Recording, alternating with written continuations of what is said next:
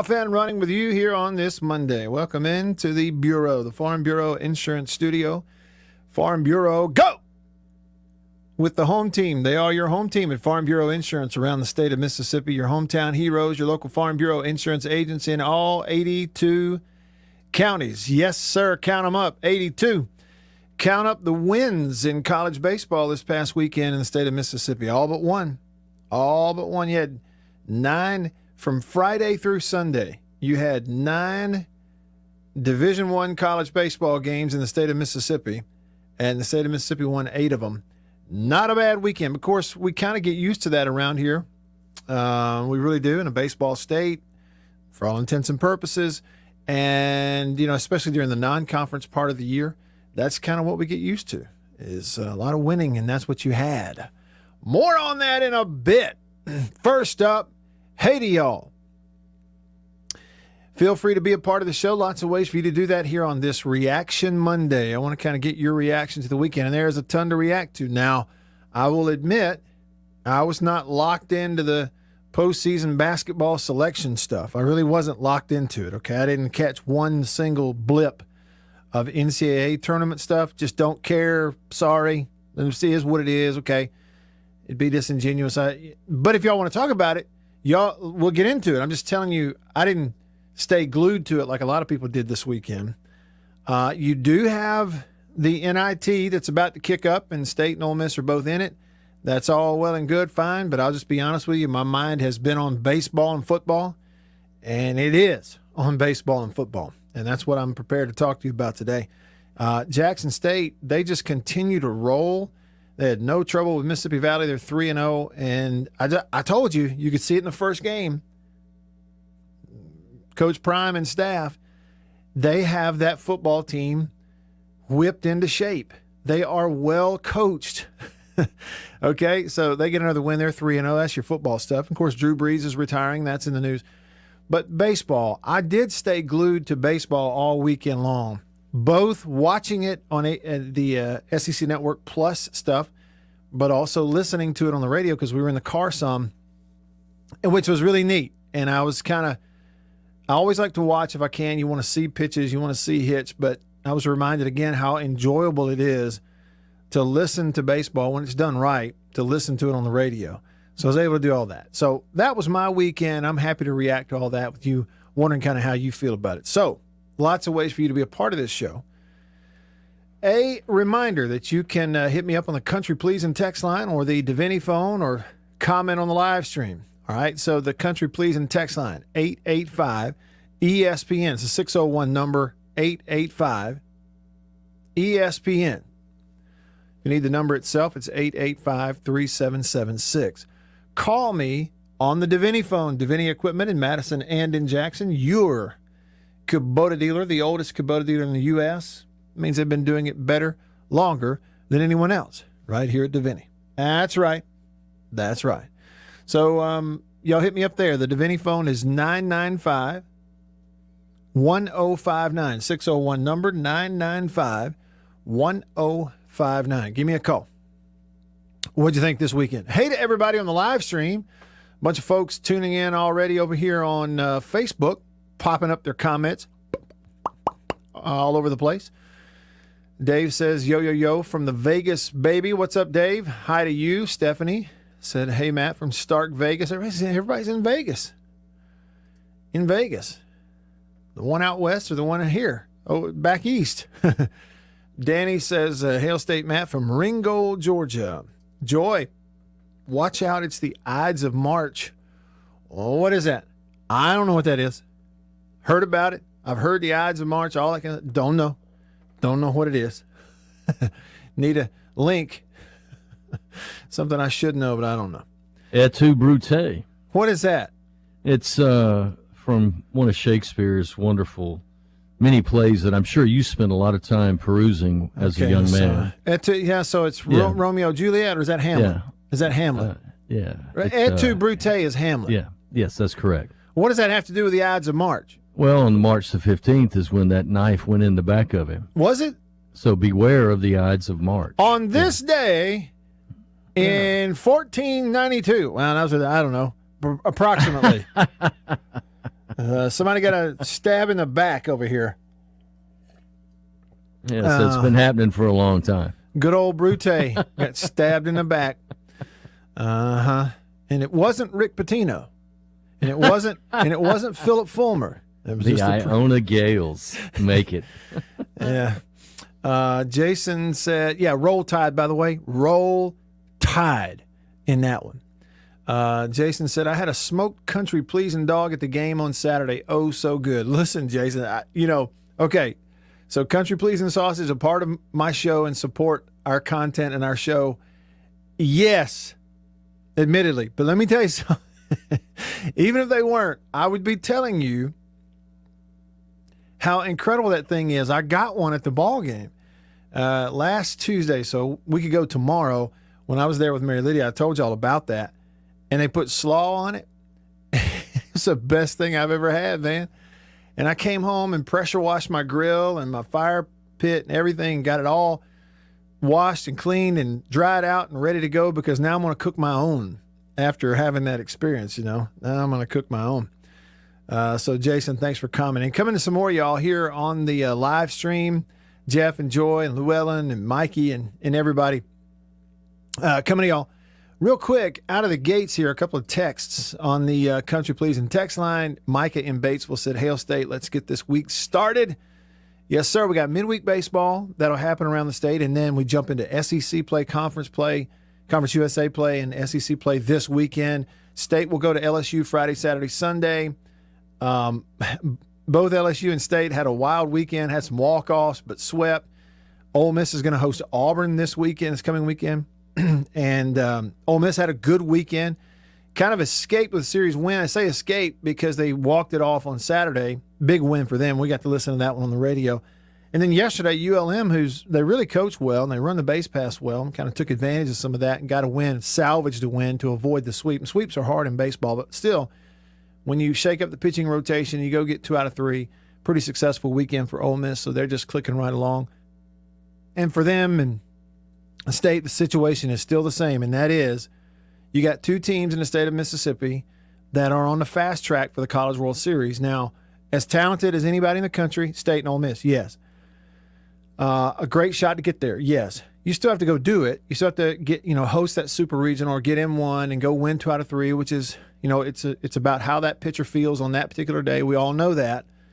But the reality is you got 2 teams in the state of Mississippi that are as good as anybody in the country that are a real threat to go to Omaha this year. Tip says the Ides of March is from Shakespeare's play Julius Caesar. Okay, so hold on, time out. Was Et tu, Brute in Hamlet or not? That's what I want to know, y'all. No. That was Julius Caesar. Yeah, exactly. But you know what? That's really not our specialty. We don't talk a whole lot of English lit. Or the Globe Theater or those kind of events in life, because they just don't pertain to what you're about. Man. Yeah, well, I like all that stuff. Okay, I got an appreciation for all that stuff. Right, but if anybody, it's if I go on Jeopardy, and one of the categories is, 13th century literature, I'm out. Yeah, I'm out. Yeah. You're saying you're in trouble. Yeah, well, I'm just saying right now, I'm like, I ain't. Don't know. Don't care. Well, Matt, you don't know those things. You ought to be ashamed. Not ashamed. Don't know it. What I do know is baseball. And I do know that Jay in Baltimore loves baseball too. And he's on the Davini Equipment phone line. Davini Equipment in Madison and in Jackson. Jay, what's up, man? Well, hey, Matt, happy Monday to you. First of all, looking to find out if you have any additional information on the departure of Landon Jordan from the team. Really disappointed about that. But I'll start with this. Look, Saturday showed us once again why there's such a long leash on Eric Sarantola. When he's in command of his pitches and gets ahead of bats and counts, he is just special. So now the season really does begin. You mentioned it, tough midweek game with Stanford. We got to go to Baton Rouge, hostile environment, despite being ranked number 19th. Formidable foe, and I think we'd be happy to get 2 wins. So McLeod looks like a lock for Friday. Everything points to Sarantola for Saturday. Are you going to start Fristoe over what looks now to be a ready-to-go Will Bednar on Sunday? Yeah, I think it's pointing towards that. Okay, but if you preface your statement by saying, okay, Will Bednar 100% is ready to go and start a game, no, I start him. Okay, that's just me. Now, I don't know any of the dynamics inside the clubhouse and what they've told this person or what they've told that. I don't know any of it. But I know that if somebody says to me, okay, Matt, you're making the decision and you have a completely 100% not only healthy but worked into shape and ready to go Will Bednar. Well, if that's the case, he's starting for me this weekend at LSU. Now, maybe that's not realistic because maybe, Jay, he can be just as effective and pitch just as many innings and get just as many key outs by coming in to somebody start 3 innings into it. Maybe because Sarantola right now is a little bit of a, we don't know what we're going to get. If he's really good, we're slick. If he's not, we make a change and Bednar runs out there in the 3rd inning and we're fine. We feel fine about it. You know what I'm saying? What are you doing? One question. Well, to be honest with you, and I just said it, Sarantola is a lock for Saturday. I think we know Sarantola is going to get the ball as good as he looked this weekend. But there might be Bednar was originally scheduled to be the Saturday pitcher. Right. So if he is truly ready, and those 4 innings made it look that way, maybe he's out there on Saturday. So, look, again, I've been saying it is a good problem to have. But when you look at the number of pitchers that even didn't get to pitch over the last 5 games, it still can be an issue. You've got to get these kids in. Mm-hmm. Any news on Landon Jordan? Okay, Jay, this is my. Let me just, instead of like trying to be a reporter on it, let me give you my take, and you can kind of take from it what you want, but I'm trustworthy here. We obviously can see the situation, how it developed, right? You feel like you've got to have James bat in the lineup. Cameron James, so Cameron starts the season as your starting shortstop, but he's this big 6'3" kid who's great on a base pad. He's a big athlete who's a home run hitter for you. He's a power guy. He's a threat to hit home runs. You don't have a ton of those in your lineup, it doesn't appear. But anyway, you got to keep James bat in your lineup. You want it in there. But he's struggling at shortstop. And frankly, they had to do something because you had seen a big enough sample size with your team sitting at the bottom of the SEC in fielding percentage, largely because of errors coming at shortstop. You know what I'm saying? Yeah. All right, so now they've got to do something. Well, third base is a position he's already played some last year as a freshman. We're gonna keep him in the lineup by moving him to third and get defense in there at shortstop, even if it's just a change up for now. Let's see how it goes. Well, then they make that change at shortstop. They run Forsythe out there at shortstop, who they say is their best defender in the middle infield, even as a freshman. He's kind of proven that, even though he may have booted one this weekend. But he goes out there and starts tearing the cover off the ball. Like, had no trouble seeing pitches and hitting the ball. So now you're going to stick with it.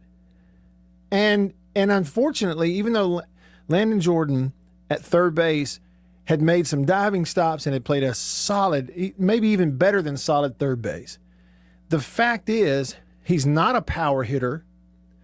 He hadn't been, and you didn't feel like he was going to be. He was a singles guy in the lineup. He'd hit for average 280 or whatever at the beginning of the year, but is a left-handed singles hitter in a lineup that's full of left-handed singles hitters. Yep. And was sort of the odd man out in this little switcheroo scenario going, we got the potential to be a national championship type of team, but we can't put up with what we currently are getting over here on the left side of our infield. We got to do something. So he kind of became the odd man out. So then this is my take. I haven't talked to a coach or a player about any of this. This is my take.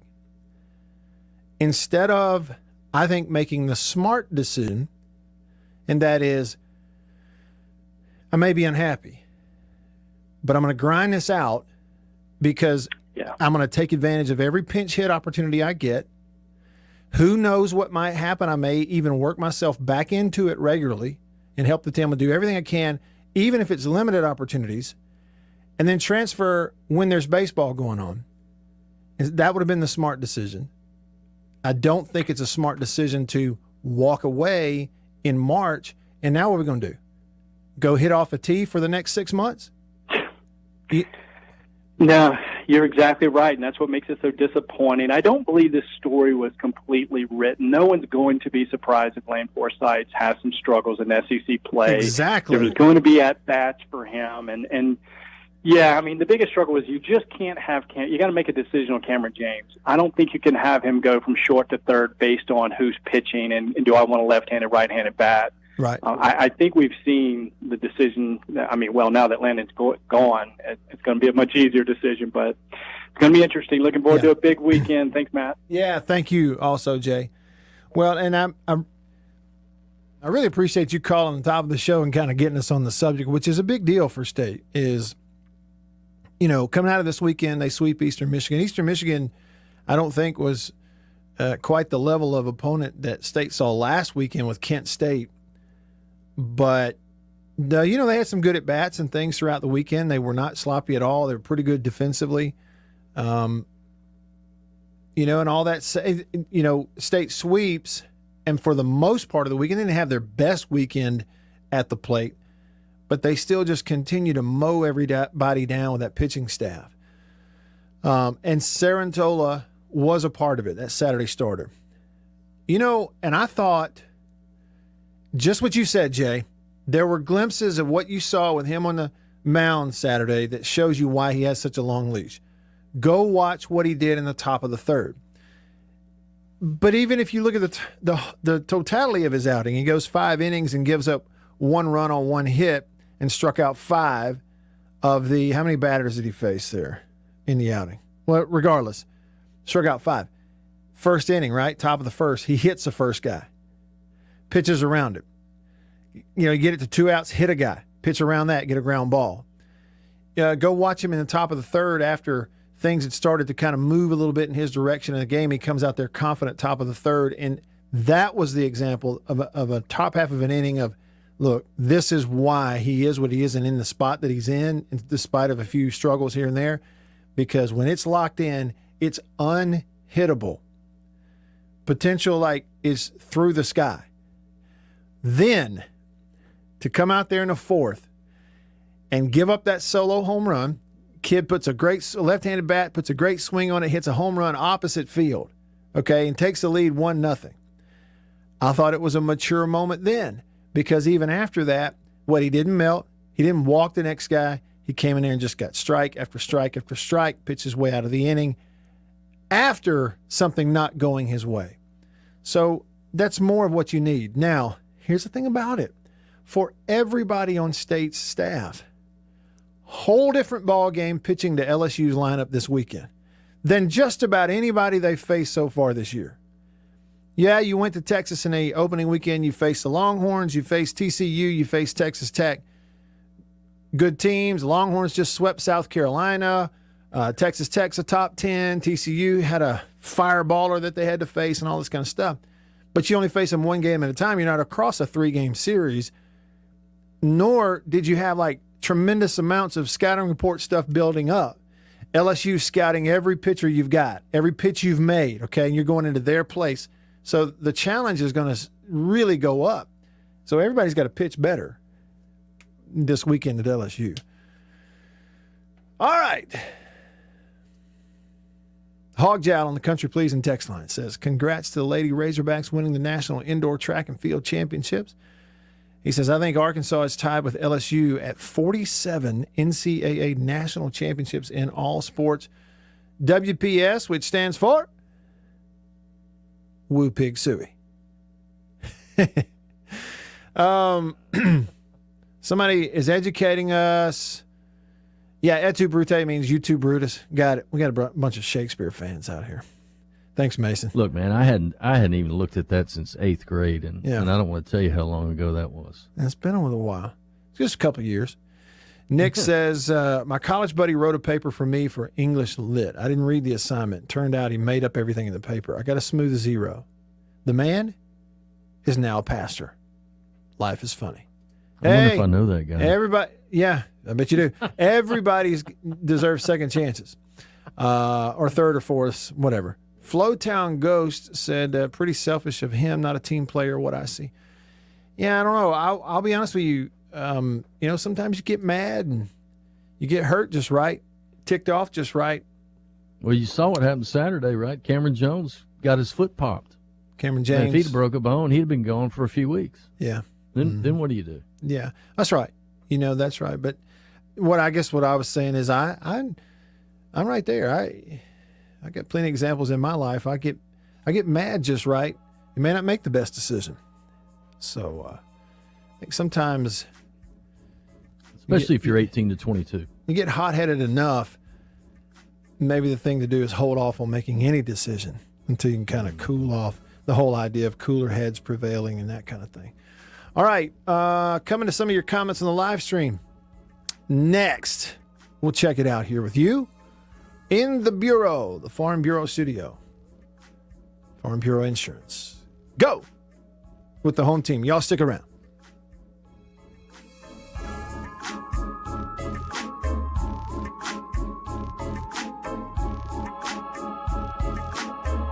Hey, man, do you have a lot of static in your headset?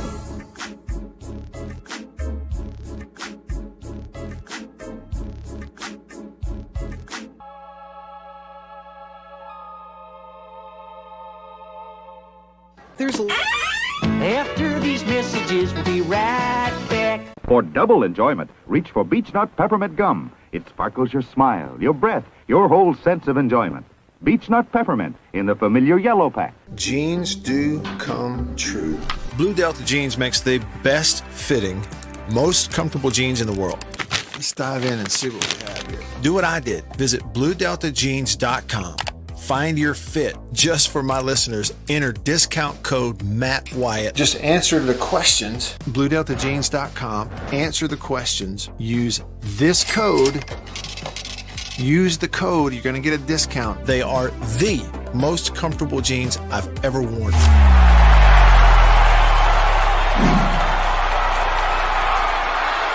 Farm Bureau Insurance stands ready to provide financial relief to our communities in this time of crisis. This includes a one-time credit to all personal auto policyholders, a donation of $500,000 to the Mississippi Food Network, and additional payment options for those hit the hardest, all while continuing to service customer claims as well. But this is the time to go above and beyond. These are a few ways we're keeping the Farm Bureau promise. To learn more, talk to your agent or visit us online. Go with the home team.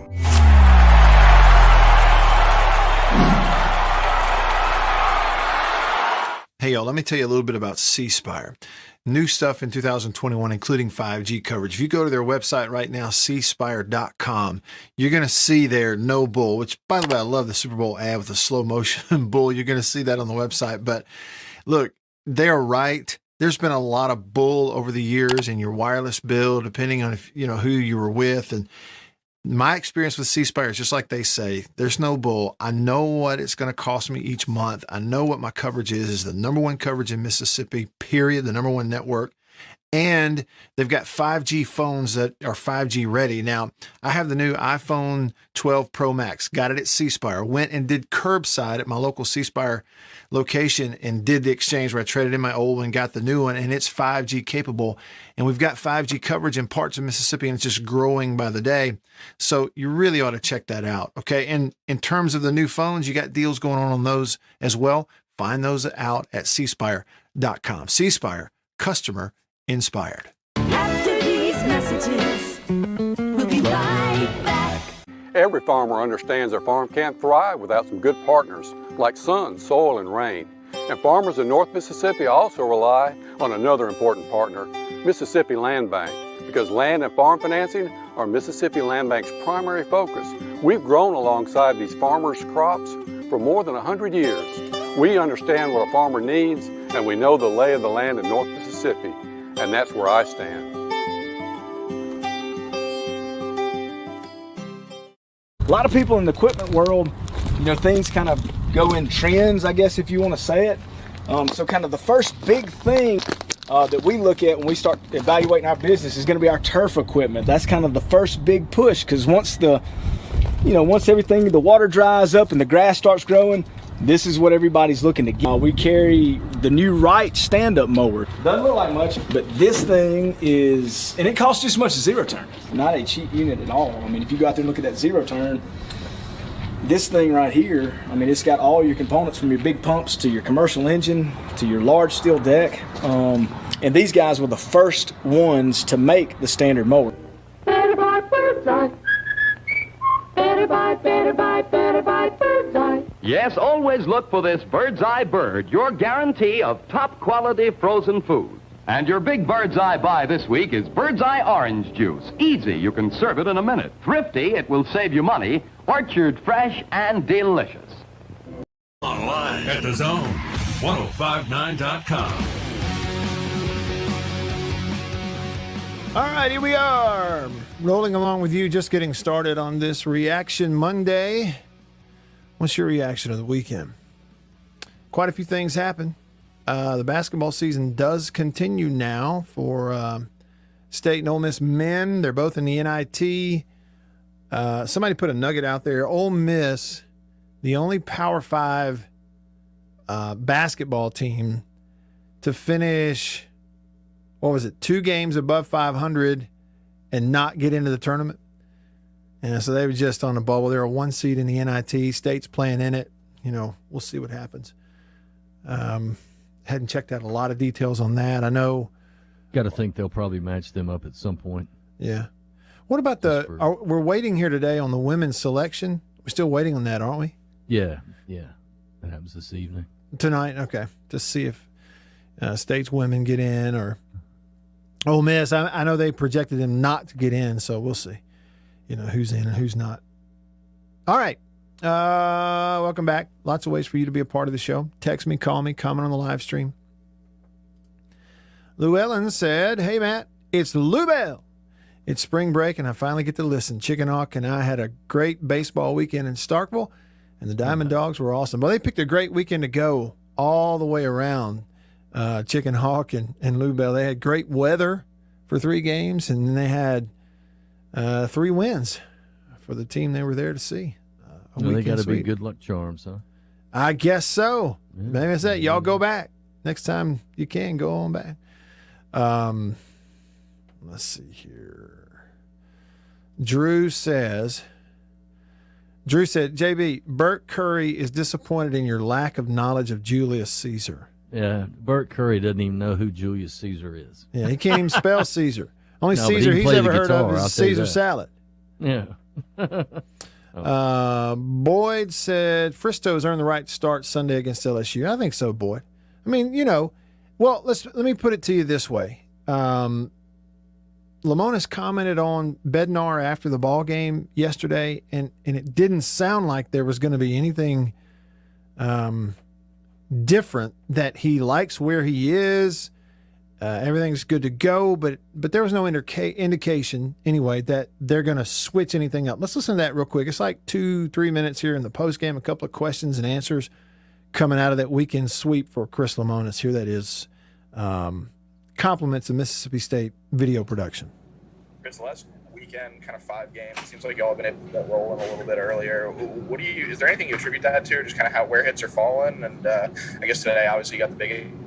Well, I kind of lost you there, so I don't know the whole question, but I do think we're going to get some more hits to fall. I got a little bit of it, but we were a little more hot offensively earlier in the week, and then. But that's kind of how offense goes. It kind of ebbs and flows, and depending on the pitcher and the conditions of the game. And we weren't great today offensively, but I thought we did enough. If you can show up and play defense every day and pitch, you got a chance to win, and that's kind of what happened. Will came out and gave me some good innings, and you mentioned there was one more step before he kind of gets back on the mound. And so, see right now in your plans, is he a guy to potentially start at LSU next week again? Yeah, I think so. I mean, I think Will's at a point now where we were kind of wanting about 60 pitches out of him today, 3 innings and 60 pitches, and I think he gave us 4 innings and about 50 pitches. So, but he looked good. He had both pitches for strikes, and velo was where it needed to be. So we'll evaluate. We feel good having all those weapons available for the weekend. A quick follow-up on that, too. Is Will where you want him to be, or about where you expect him to be right now? He's about where he needs to be. That's right. So his volume's about right exactly where he should be. Just in terms of the offense, obviously you guys got a few more hits early. Just what's kind of the approach been with guys trying to get things going a little bit earlier, and as you guys have done sort of over the last week? Well, they're always trying to get it done early. We just haven't had success doing it. So I don't think there's a lack of intent. We just haven't. It's the way the game's played us. So we're trying to. We talked a little bit about just trying to get one and stack ones on top of each other early in the game, especially the way our offense, the way we pitch. To play with a cushion is nice for us. So that's kind of been our mentality. We just haven't, and we got a couple early today, and that's why we were able to relax and play a little bit. And knowing who we had on the mound today, those guys pitched really well. All right, that's Chris Lemonis after yesterday's ball game. So in the middle there he talked about Bednar, and he's kind of open to the idea that, who knows, we may run him out there. Look at it this way, too. If you're Chris Lemonis, you're happy if LSU has to maybe prepare for 4 starting pitchers instead of 3 because you don't know for sure. They know what we know. Yeah. And that is that Bednar was probably going to be the weekend starter. Well, I'll tell you this, and LSU is going to bring different people to the plate than what Eastern Michigan brought. It's totally different. Yesterday, they had one cat that was batting over 300. Or I should say 300 or better, because he was batting right at 300. Nobody in that starting lineup yesterday was batting over 200. Yeah, right. So, I mean, it's a totally different challenge what they're going to face, and LSU is going to hit the ball. They're going to score runs. You feel like Fristo's earned the right to start on Sunday for State at LSU. You do. But we're not the coach, and we don't know. And Bednar was outstanding yesterday. He went out there, threw 4 innings, faced 13 batters, and struck out 7 of them. Threw 49 pitches, 37 of those were strikes. Gave up 1 hit, no runs. Sims came in there, closed it out. So, what we do know is they've got plenty of options. And by the way, Southern Miss, they swept Louisiana Lafayette. So a series sweep. I think they blew them out on Friday, had a really close, low-scoring game on Saturday, and then able to win yesterday to get a sweep. So Southern Miss playing really good baseball. Ole Miss still ranked in everybody's top 5. Got 2 out of 3 from Louisiana Monroe. What was interesting about that series, so Louisiana Monroe had a chance to win it on Saturday, had the lead late. Ole Miss wins it in the 9th, walks it off with a home run. Kevin Graham hit it. We were on the Natchez Trace driving back. We had seen some family coming back home, and it was neat to get to listen to David Kellum on the radio. He called it.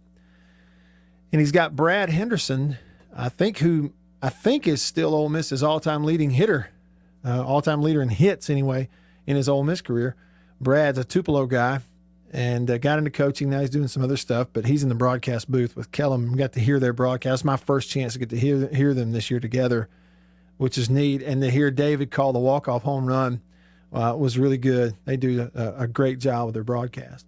And to me, baseball is so easy to listen to on the radio. So we got to kind of hear that. That was the Saturday walk-off for Ole Miss. And then yesterday, Louisiana Monroe, I think, was up by 5 going into the 9th, and so Ole Miss unable to come back. But still, they win 2 out of 3. Sweeps are hard, and it's one of those where ULM was able to kind of salvage. One thing, though, that did come out of it, there was some base running stuff.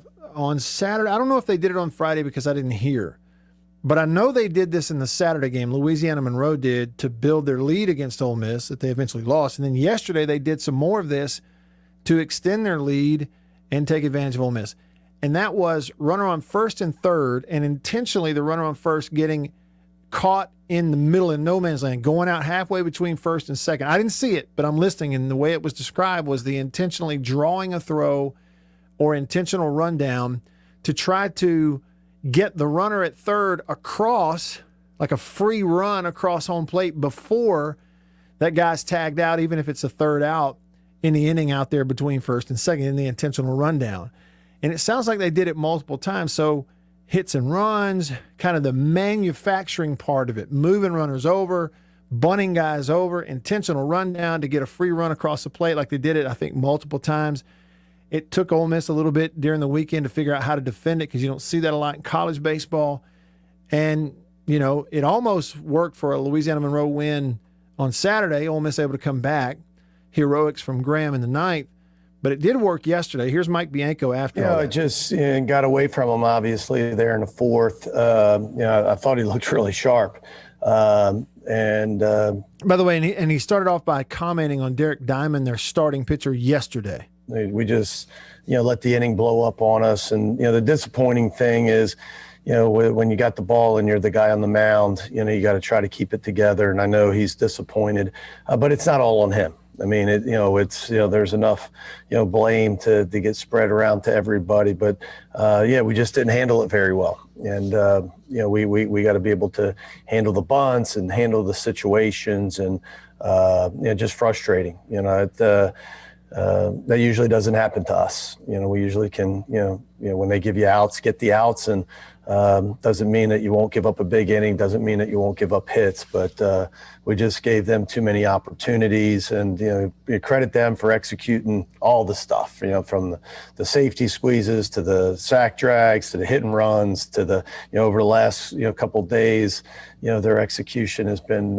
spot on, and so credit them, but unfortunately we haven't handled it as well. And so again, it's hard to really judge his outing as far as pitching, because I thought he was really sharp the first 3 innings, and I don't think it was pitching that got him out of the game. It was more not us not being able to handle their rush, and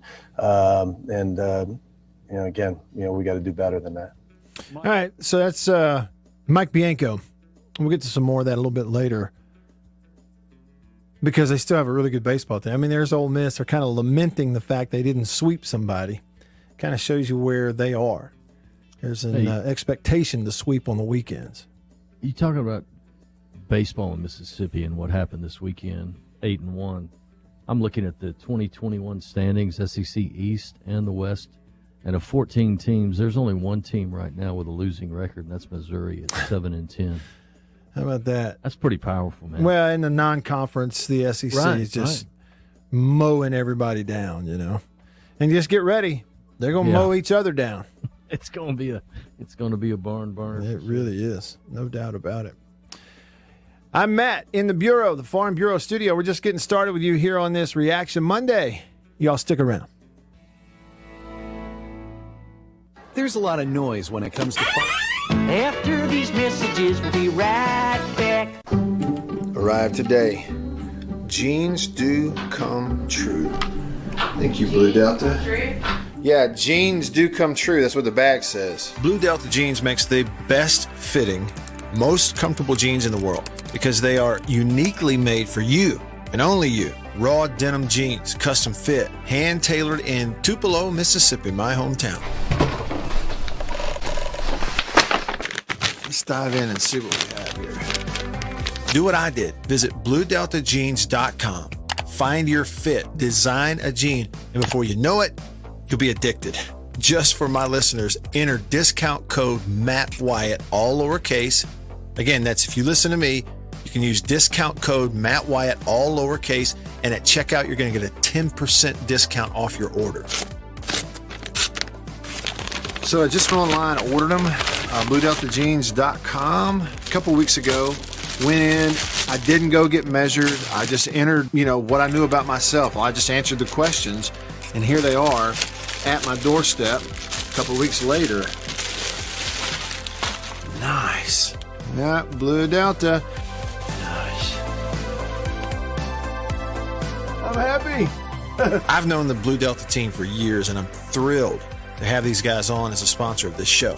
Blue Delta's Virtual Tailor is a fun and easy way to get yourself into the best fitting pair of jeans you're ever going to own. Bet you never thought you'd get a butt shot out of me, huh? How about that? Just answered the questions and they fit absolutely perfectly. They couldn't fit better. So just go online, BlueDeltaJeans.com, answer the questions. It's amazing how they do it. They will fit perfectly. You're not going to find better material and better feeling pants, period, anywhere. BlueDeltaJeans.com. Use this code. Use the code. You're going to get a discount. They are the most comfortable jeans I've ever worn. I promise you that. And I know that you are going to love them too. Make sure you use the code. And remember, jeans do come true. After these messages, We'll be right back. Let me tell you about an ice cream can't be beat. The very best tasting you can eat. It's Meadow, Meadow, Meadow, Meadow Smooth Freeze Meadow Gold. Go to your ice cream man today, and here's the word that you should say. Oh, give me Meadow, Meadow, Meadow Smooth Freeze Meadow Gold. And remember, folks, Meadow Gold Is mighty good. For double enjoyment, reach for Beech Nut Peppermint Gum. It sparkles your smile, your breath, your whole sense of enjoyment. Beech Nut Peppermint in the familiar yellow pack. 6 o'clock, dinner time. Thank goodness for Jell-O Instant Pudding. Yes, thank goodness for Jell-O Instant Pudding. The terrific busy day dessert you can make at the very last minute. See how quick and easy. Just add it to cold milk and beat it up. That's all. By the time you're ready to eat it, it's all ready for you. Jell-O Instant Pudding, made by the famous Jell-O folks. So creamy, so nourishing, so delicious. No other instant pudding is quite the same. Stock your shelves with all 7 flavors. The good busy day dessert. Jell-O Instant Pudding.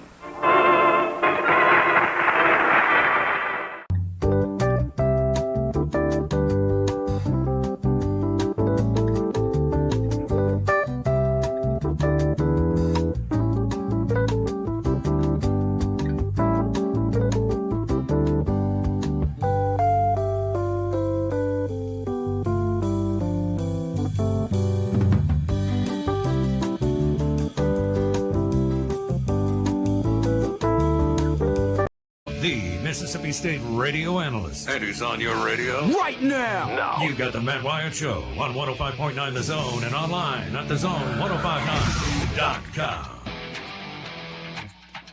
Back. Back. Back. There's my Berman. That's all I got. I'm Matt in the Bureau, the Farm Bureau Studio, Farm Bureau Insurance. Go!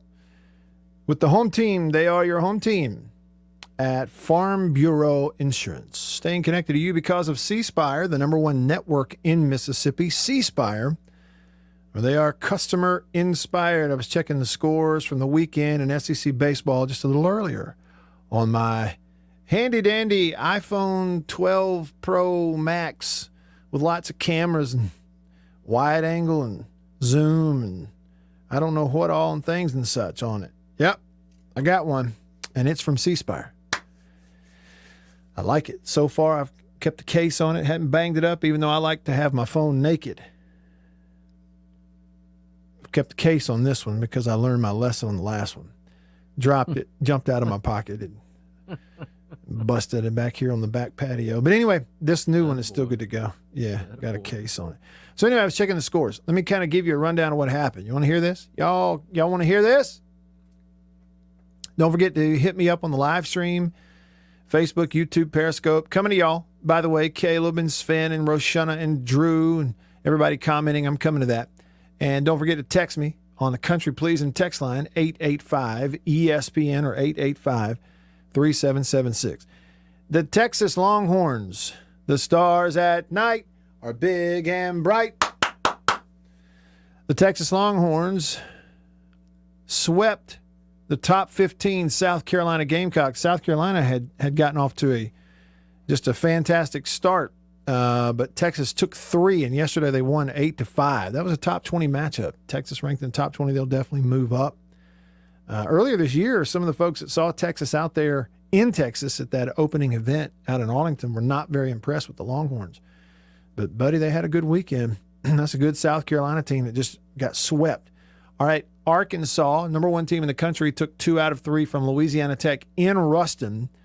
La Tech was able to win yesterday in a shutout 2-0 to avoid the sweep at home. And La Tech's a pretty good baseball team. People around the country will tell you that. Lane Burroughs, they got a good program and, of course, playing down there. And it's a good team this year. And Arkansas won the first 2 fairly handily and then didn't get the sweep yesterday. But a good weekend for Arkansas on the road. Tennessee swept UNC Greensboro. Tennessee is a top 15 program. Yesterday it was a 9-3 ball game. Georgia swept Lipscomb on the weekend. In yesterday's game, they needed to go to 12 innings to do it, but they got a 3-2 win, walk-off in 12. Kentucky swept Georgia State. So Nick Mingione and company up there, they're playing good baseball at Kentucky. They're not ranked, but they got a weekend sweep going into conference play. Florida, took 2 out of 3 from Jacksonville. Jacksonville upset Florida on Friday night, and then Florida's able to back in the series and win 2 out of 3.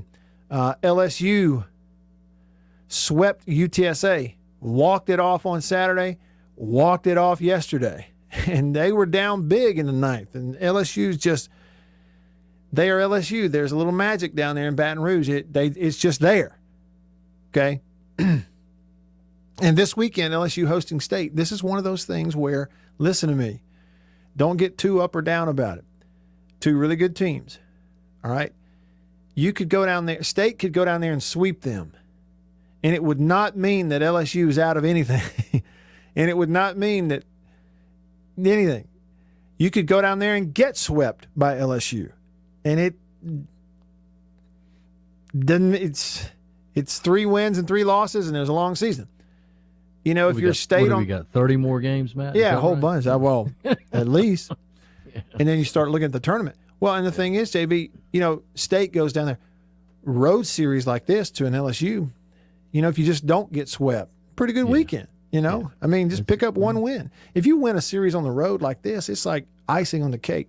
So, all right, back to the scores. Auburn took 2 out of 3 from Little Rock. They dominated Little Rock on Friday and Saturday. Back-to-back shutouts. It was, I don't know exactly, it was like 8-0, 6-0. And then Little Rock able to avoid a sweep yesterday, got a win. Stetson went to Tuscaloosa, upset Alabama on Friday. Alabama back into the series, won it 9-4 yesterday, took 2 out of 3. Vanderbilt played Oklahoma State out there. All right, Oklahoma State, a top 15 program. Vanderbilt, tops in the country, regardless of whatever ranking you look at. Now, Oklahoma State won yesterday to avoid a sweep. But listen, Vandy absolutely dominated a good Oklahoma State baseball team the first 2 games. Shut them out in the first one. I guess that was Rocker. And then game 2, they put up 18 runs on Oklahoma State pitching. And then Oklahoma State salvaged a little face and got a win yesterday, 10-6. State sweeps Eastern Michigan. There was a walk-off in there, a shutout back on Friday, all that. Let's see. Missouri played Illinois State 4 times this weekend. Friday, doubleheader Saturday, and again yesterday. And Missouri took 3 out of 4 from Illinois State. And then, of course, Ole Miss, 2 out of 3 from Louisiana Monroe. So there's your weekend results, SEC baseball. And as I mentioned, Southern Miss, a sweep this weekend in Hattiesburg, Louisiana Lafayette. They're playing really good baseball at Southern Miss. And going to be a tough out in Conference USA play for sure. All right, back over here to the live stream. Caleb, who's watching on Periscope, said Jim Ellis made a good point about State hitting the ball better against lefties this year. Isn't that something? You know, and I don't know what you chalk that up to, Caleb. He's got all those left-handed bats in the lineup. And is it like you've been able to see a lot of lefties when you were playing yourself last year in the fall? Seeing, you know, McLeod and other? No. I mean, you got plenty of righties you're going up against. But the left-handed hitters, I just don't know what you chalk it up to. I really don't know. Sven said, wow, it's 1 hour earlier now. He's over in Germany. I guess they haven't hit daylight savings yet. Yep, we had the daylight savings time this past weekend. Do other countries do that? I mean, think they did. I don't know, but maybe they don't. We were the only backward country doing that.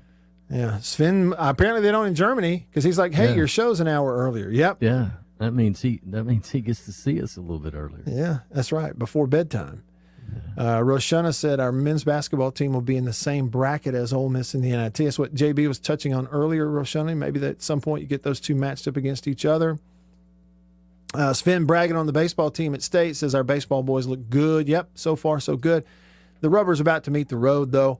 I mean, the truth about it is recruiting, facilities, pitching, depth, everything in the SEC is such a higher level than most of these programs you play during the non-conference part of the year. And so now that you're about to hit SEC weekends where it's 3 games LSU and 3 games, you know, Vandy and 3 games Ole Miss and 3 games Georgia, we're going to really start to find out now. We are really about to find out. Drew said if State goes to Omaha, how hard will it be for State to keep Jake Gautreaux?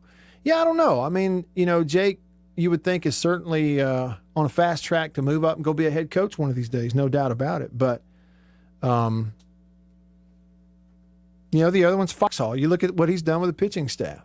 You let Eric Sarantola, from where he started this year, to by the end of the year, if Sarantola becomes an All-American or All-SEC guy, I mean, it may be keeping Foxhall, okay? So that's just the name of the game at programs like that. Davini Equipment phone line. Here he is. More Bully. Good Monday to you, sir. What's up?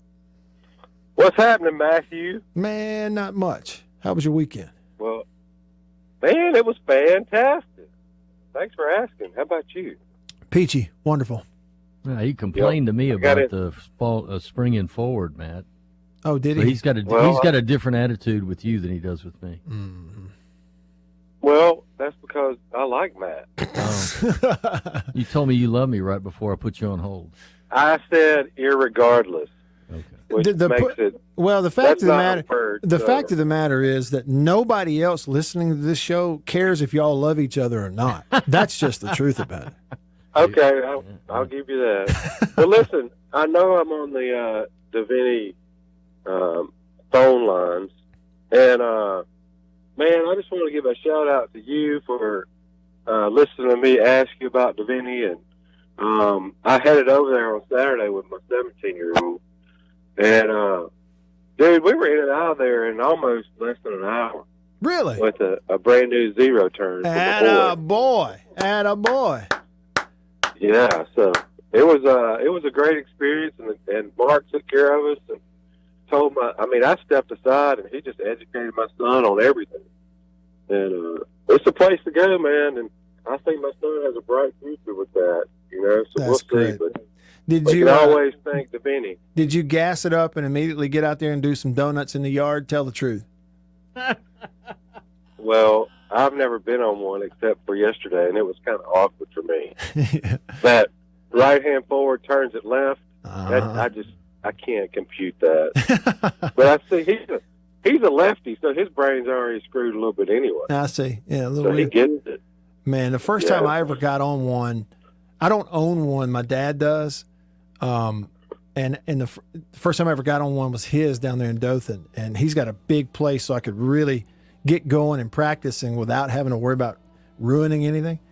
And once you get it, it is like, it's just the way to go. So my hat's off to you, man. Y'all did the right like thing. Flying a helicopter. Yeah, you know this too, though, man. I say he's got a bright future, but he's still practicing a little bit. Because my mom said, I don't know if I can hire him doing like that.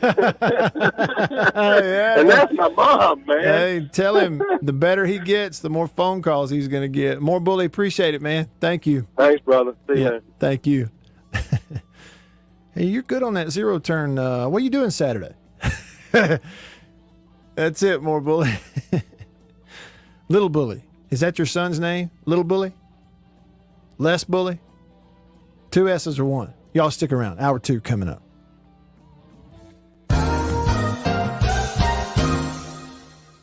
Farm Bureau Insurance stands ready to provide financial relief to our communities in this time of crisis. This includes a one-time credit to all personal auto policyholders, a donation of $500,000 to the Mississippi Food Network, and additional payment options for those hit the hardest, all while continuing to service customer claims as well. But this is the time to go above and beyond. These are a few ways we're keeping the Farm Bureau promise. To learn more, talk to your agent or visit us online. Go with the home team.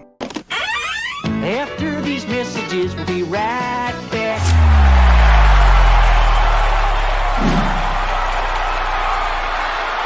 We are about to have a fire and cook some sausage. A country pleasing sausage is outstanding whether you cook it over a fire or in the house. Cook some of this right here. It's green onion flavor. You see that?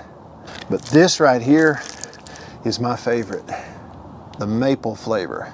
And this is great for breakfast. It's awesome cooking it in the house because it makes the whole house smell good. Oh yeah. Let's eat country pleasing sausage, the best, hands down. If you go to countrypleasing.com, you can actually order this and deliver it to your house. Country pleasing sausage, hands down, the best. Trust me. Deviney Equipment, Spring Ridge Road in Jackson, Highway 51 in Madison. Hey, y'all, let me tell you a little bit about C Spire. New stuff in 2021, including 5G coverage. If you go to their website right now, cspire.com, you're going to see their no bull, which, by the way, I love the Super Bowl ad with the slow motion bull. You're going to see that on the website. But look, they're right. There's been a lot of bull over the years in your wireless bill, depending on if, who you were with. And my experience with C Spire is just like they say, there's no bull. I know what it's going to cost me each month. I know what my coverage is the number one coverage in Mississippi, period, the number one network. And they've got 5G phones that are 5G ready. Now, I have the new iPhone 12 Pro Max, got it at C Spire, went and did curbside at my local C Spire location and did the exchange where I traded in my old one, got the new one, and it's 5G capable. And we've got 5G coverage in parts of Mississippi, and it's just growing by the day. So you really ought to check that out, okay? And in terms of the new phones, you got deals going on those as well. Find those out at cspire.com. C Spire, customer inspired. After these messages, we'll be right back. Jeans do come true. Blue Delta Jeans makes the best fitting, most comfortable jeans in the world because they are uniquely made for you and only you. Let's dive in and see what we have here. Do what I did. Visit BlueDeltaJeans.com. Find your fit, design a jean, and before you know it, you'll be addicted. Just for my listeners, enter discount code Matt Wyatt, all lowercase, BlueDeltaJeans.com. I just entered, what I knew about myself. I just answered the questions, and here they are. Nice. Yeah, Blue Delta just answered the questions, and they fit absolutely perfectly. They couldn't fit better. So just go online, BlueDeltaJeans.com, answer the questions, use this code. Use the code, you're going to get a discount. They are the most comfortable jeans I've ever worn, and I know that you are going to love them too.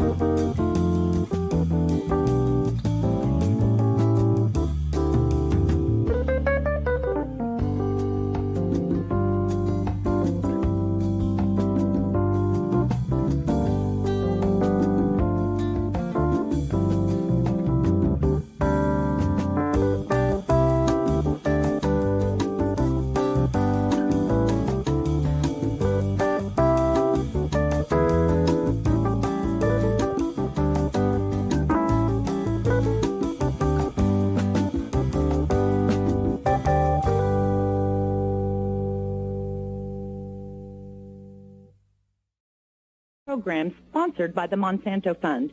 Students apply today for a chance to win a $1,500 Ag Scholarship. Visit growagleaders.com. ESPN The Zone, 105.9.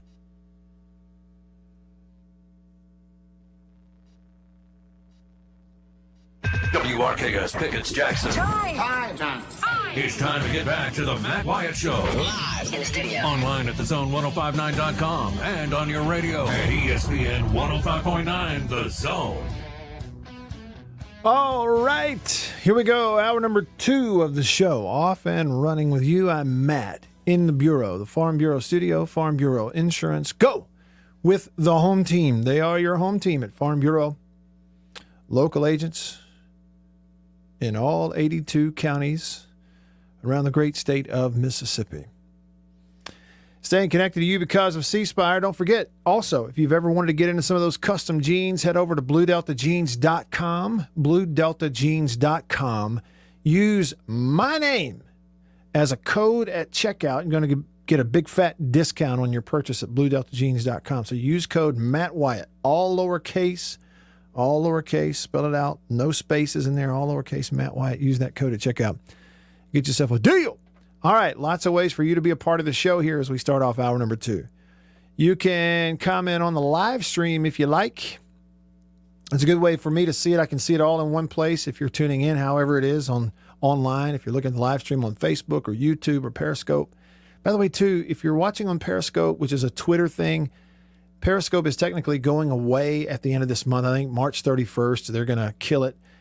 I don't know if Twitter's coming out with anything new. So if you're tuning into the show on Periscope, and frankly, there are a lot of people that do. I mean, on any given show, it could be anywhere from 500 to 1,000 to 1,500 people that at any one time are tuning in just on the Periscope deal, which is kind of a little known app. Just know this. If y'all are over there, check out YouTube or Facebook. That's not going anywhere. It's facebook.com/Radio Wyatt. Like the page. You'll see it when it pops up live. Search me, Matt Wyatt, or look for Matt Wyatt Media on YouTube. You can see it all there in one place. And you'll see my picture. You'll see the live streams when they come up. So if you're a Periscope viewer of the show, don't worry about it. There are plenty of options. You can also stream the audio of the show live every day at thezone1059.com. Get the podcast. So, I think we've got a lot of our technical issues straightened out a little bit. It sounds a little bit better through my headset, and I think that temperature inversion that happened that caused the transmitter to freak out is working itself out. So I hope people can hear the show better on the regular radio. On the radio. That happens about twice a year where you have that temperature inversion. There's nothing anybody can do about it. God does it, and there's nothing anybody can do about it. You have to wait for it to pass. So for those on the radio, thanks for hanging in there with us today. Over here on the live stream, let's see who's up. Roshana said, Matt, did you watch the LSU Texas San Antonio baseball game on Saturday? It went to the 13th inning. Said, and dear Lord, it was a lot of home runs. Very good game. Roshana, I saw highlights of that, and then I watched LSU come back and walk it off yesterday in extra innings. They had an unbelievable weekend, gave up a lot of runs, and but scored plenty. Sweeps are hard to come by, so however you get them, you are happy to get them in college baseball. Sven says on YouTube, and how about our hoops team? They beat the Bluegrass Crew, talking about Kentucky. I didn't see that coming, but I'll take it. Against Alabama, you really saw a class difference. He says the Gumps were the way better team. They are a way better team, but I will tell you this. They hit shots, they're a better team. But one of the reasons they are a better team at Alabama than a team like State is there was a drastic difference in the speed and aggressiveness with which the two teams play. Now, I don't know if that's because one team can and one can't. I don't know if it's because one team is just naturally plays faster and more aggressive than the other, but the aggressiveness and speed and just tenacity that Alabama plays with was on a different level than what Mississippi State played with. And frankly, if you want to have a team like what Alabama has this year, I don't care who you are, you've got to play at least that hard all the time. And it's one of the and it's easy for me to stay sitting up here on the 50th row or on the radio, they're not playing hard. Well, I'm not saying that State's lazy. They're not. I'm not saying that they don't run and don't have ability and don't hustle. They do. It's just then you run up and see an example of a team like Alabama. You want to take a next step, watch how hard they play. It's kind of like Tennessee. People can say what they want about Rick Barnes in Tennessee. One thing he gets out of them is they play hard all the time. So unless you're recruiting a bunch of All-Americans like Kentucky is, which at State you're not, the one thing you can always control is your effort and your hustle. Okay? It's one of the reasons, look, Ole Miss not the most talented team on the floor every night this year, were they? But one thing you can say about Ole Miss, you didn't mind watching them play because they play really hard and hustle. Kermit Davis gets something out of them, whatever they got. So, State's program, they have a team, a nucleus of a team that's coming back for next year that, depending on, in this postseason deal, may help them. But they have a nucleus of a team coming back for next year that they'll have a chance to have a pretty good team. But I got news for you. If they, next year, everybody's talking about next year for State, and I agree, they have a team that could be 1 year away. But I'm telling you, mark my words, and I'm not even an expert. If that team next year goes out and has this sort of middle-of-the-pack energy level night after night after night, the way this past team did, you'll have the same result. You'll be middle of the pack at best. Easy for me to say, though. I'm not playing or coaching. I'm just talking head on a Monday reaction show. That's all I am. Sven agreed. He said, you're right. You put the effort in. Okay, let's see here. Country Please and text line. 885-ESPN. It's a 601 number. 885-ESPN. Denzel said, we have a chance for a Western Kentucky versus Ole Miss matchup in the second round of the NIT. That means we get Rick Stansberry versus Ole Miss. Give me all of that. Yeah, they were on the same staff with Bob Boyd for a while. Were they really? That's cool. Kermit was a grad assistant. Yeah, and they've both been coaching forever. Good and well, and good and well. They've been recruiting in the same gym 8 million times over the course of their career. No doubt. More Bully says that he only used less bully one time. It's when he had a stomach virus. I said, is your son Les Bully? All right, Hook. What did Hook say? It's not sports related. But sitting in line at Smith Wills for a vaccine. Amazing how many they are getting this many people through. They're doing a great job. Hey, that's great to hear, Hook. And hats off to the people, and servicemen and women and National Guard people and medical folks that are just standing out there. Look, when we went several weeks ago, whenever it was, Annabeth and I, there's a family basically loaded up in the car because she and I both were getting our first shot of the vaccine at the same time. Here in where we live in Tupelo, we were at the mall and, hundreds of cars lined up, but they were shuffling on through. It was organized and people standing out in the rain and they had good attitudes. And I just thought, bless these people. Lord, bless these people for what they're doing. It's really good to hear that, Hook. Glad you're having that experience there at Smith Wills. And hope it goes smoothly the rest of the way. No side effects and all that kind of stuff. Hope that for you. Reservoir Dog said, I'm picking up this station much better now. You're in Forest. Attaboy. All right, so JB, it's working good. Leon says, so Matt, doesn't that boil down to coaching when it comes to effort? Well, yeah.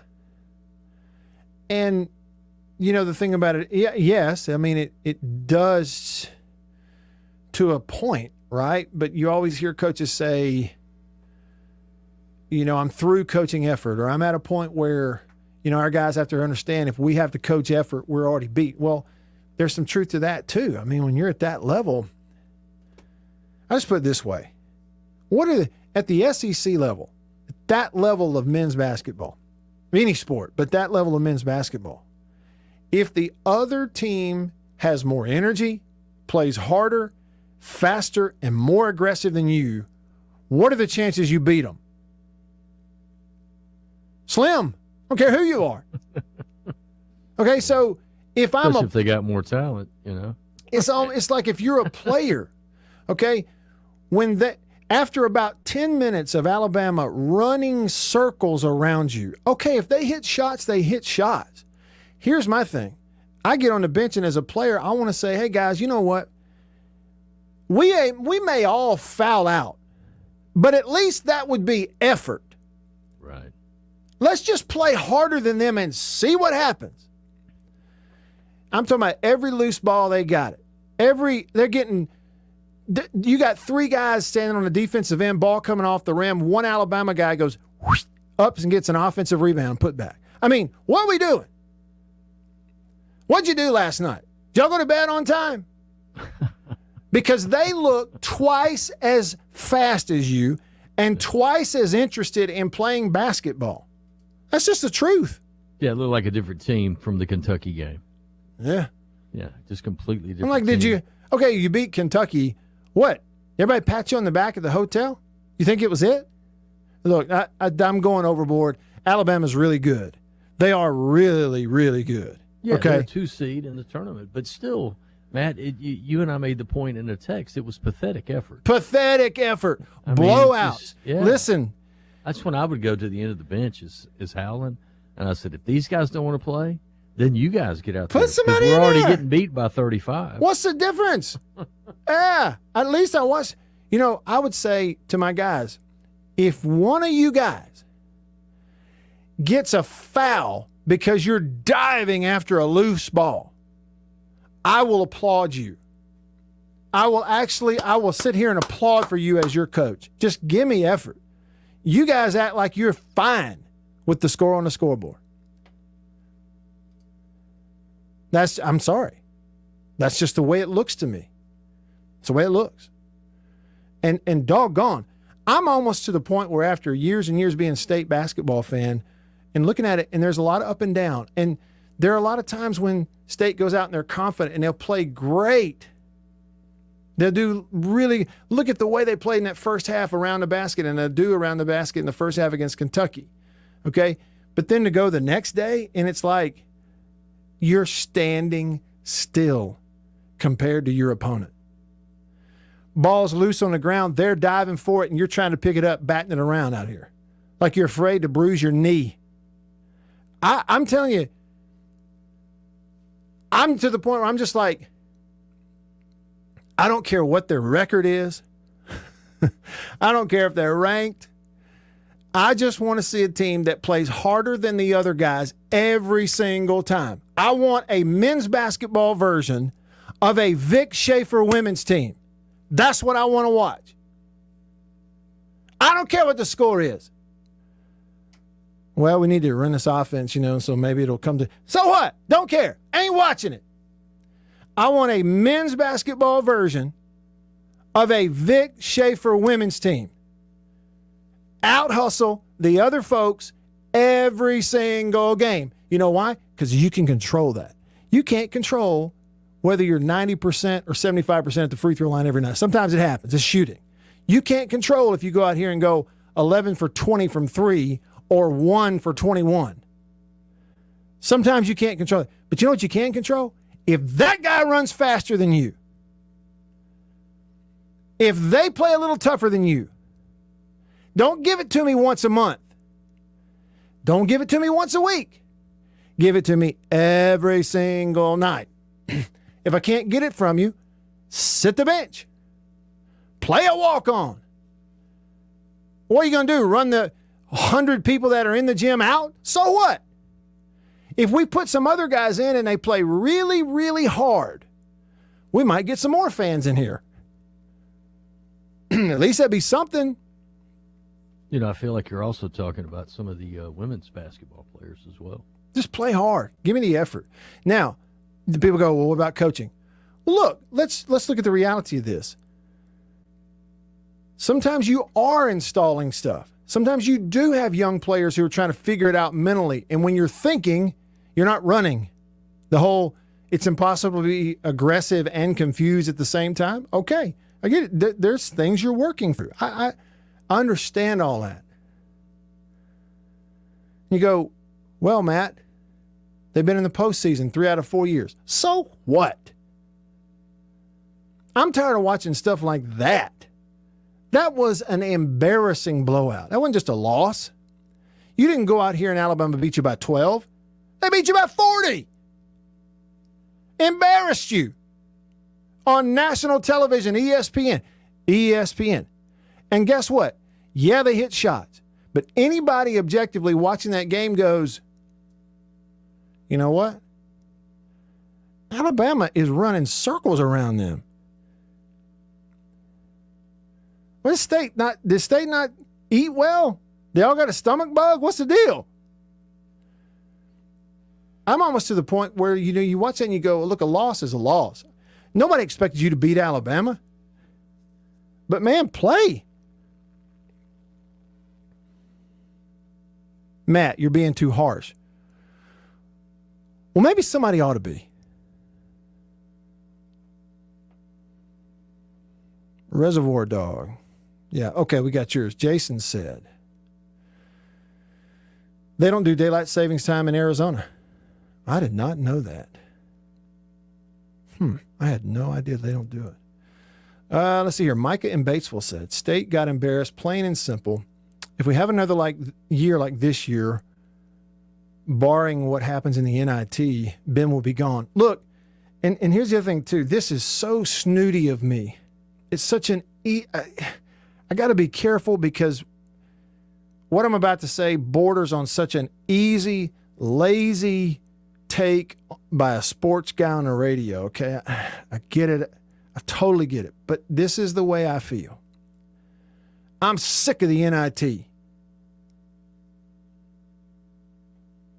I mean, I'll be honest with you. I sort of made the obligatory mention at the beginning of the show of the NIT. You go, well, who are you to stand up there, Matt, and make fun of the NIT or say that you don't even want to talk about it? Like, it ain't like you're, rooting for a team that's been to the NCAA tournament for 20 straight years and won national championships. You ought to be happy with the NIT. No, I get it. Sick of it. We used to have 64 teams getting in the tournament. Now we got 68. You play in a Power 5 conference. Been to the NCAA tournament recently? Yep, got run out of there. Bounced. And we lost last year. I get it. You have the rug pulled out from under your feet last year. He had that team with Perry and Woodard as a top 4 and had a first-round bye, and I get it. But, to be fair, I'm just sick of the NIT. I'm sick of looking at it like it's an accomplishment. It's not. Well, Matt, good teams like Belmont out of Nashville didn't even get in the NIT. So what? Probably lucky. I think it's a waste of time. For a while they did it as a preseason tournament, which was pretty cool. You invite 32 teams as kind of a preseason gig and do it, but no, man. If I was a coach, I would say we're not going. I mean, if you can't get into the NCAA tournament, why would you want to do something second class? And JB, here I stand, and good. And I'm a hoops fanatic, man. Yeah, you love it. basketball, and I enjoy watching it too. But here I am, and sure enough, State or Ole Miss, one or the other, will go on and win the whole thing, and I'm sure I'll change my tune. Well, that means they'll be number 72nd team in the country. That's the thing about it. I just, I can't. I'm not in a place with either State or Ole Miss basketball where I can hand out a congratulatory pat on the back for getting in the NIT. What in the world are we doing? What's the goal here? That's like giving participation trophies. Man, I tell you what else. We're sorry these 32 teams didn't get into the NCAA tournament, so we're going to give you all. Yeah. You know what? And it takes, on that note, it takes every bit of self-control that I can muster to not comment on some of these Facebook posts. Yeah. Of these, and they're friends. I'm talking about good friends of mine. Right. Who every weekend, little Johnny's little ball team is posing out on the mound, and they're holding their fists up with their rings they're wearing rings. I'm talking about it's every weekend. And here's the thing about it. You know what's special and unique now about a little kiddie baseball team winning something on a weekend and holding up rings on their fingers? You know what's special about it? Nothing. You know what's unique about that? Nothing. And I want to say, come on now. Maybe I'll tell you this right now. I mean it. If that's my son, maybe he gets a ring and plays well. And I tell him, great job. And I hug his neck and I pat him on the back and I tell the kids, hey, attaboy. But you know what? We ain't posting those stupid pictures of it. And we're not bragging about it. We're not sticking that ring in a trophy case as if it's something to be proud of. Haven't won squat. You won 2 games this weekend, they gave you a ring. Come on, people.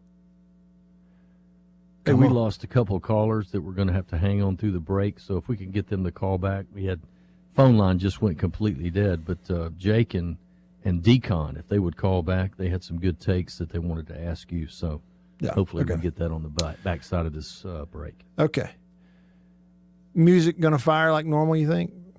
Oh, yeah. Okay. Yeah. We're about 2 seconds from music firing. Okay. All right. So on the Country Pleasing text line, Fred, Ernest T, Squirrel, Ghost, Boomer Sooner, Jason, Bald Guy, Micah, More Bully, Dog Tired, all of y'all, including Saints fan and Sven over here on the live stream. Coming to you next, your reaction to all of that. Didn't know I was going there, but wound up there. Sometimes you don't know. It just hits you. What do they call that? Flowing? I was flowing. Hour number 2, just getting underway. In the Bureau. Stick around.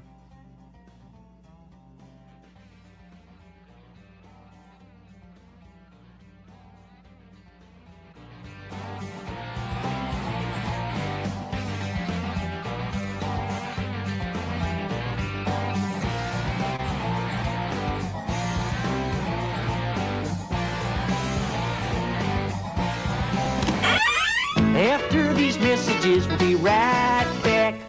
Better buy Birdseye.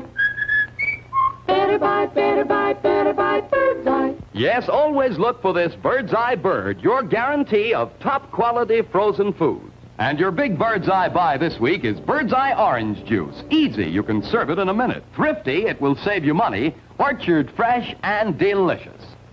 Better buy Birdseye. Better buy Birdseye. Now, if you know your oats and want to feel your oats and taste how good an oat cereal can be, well, you'll go for Cheerios.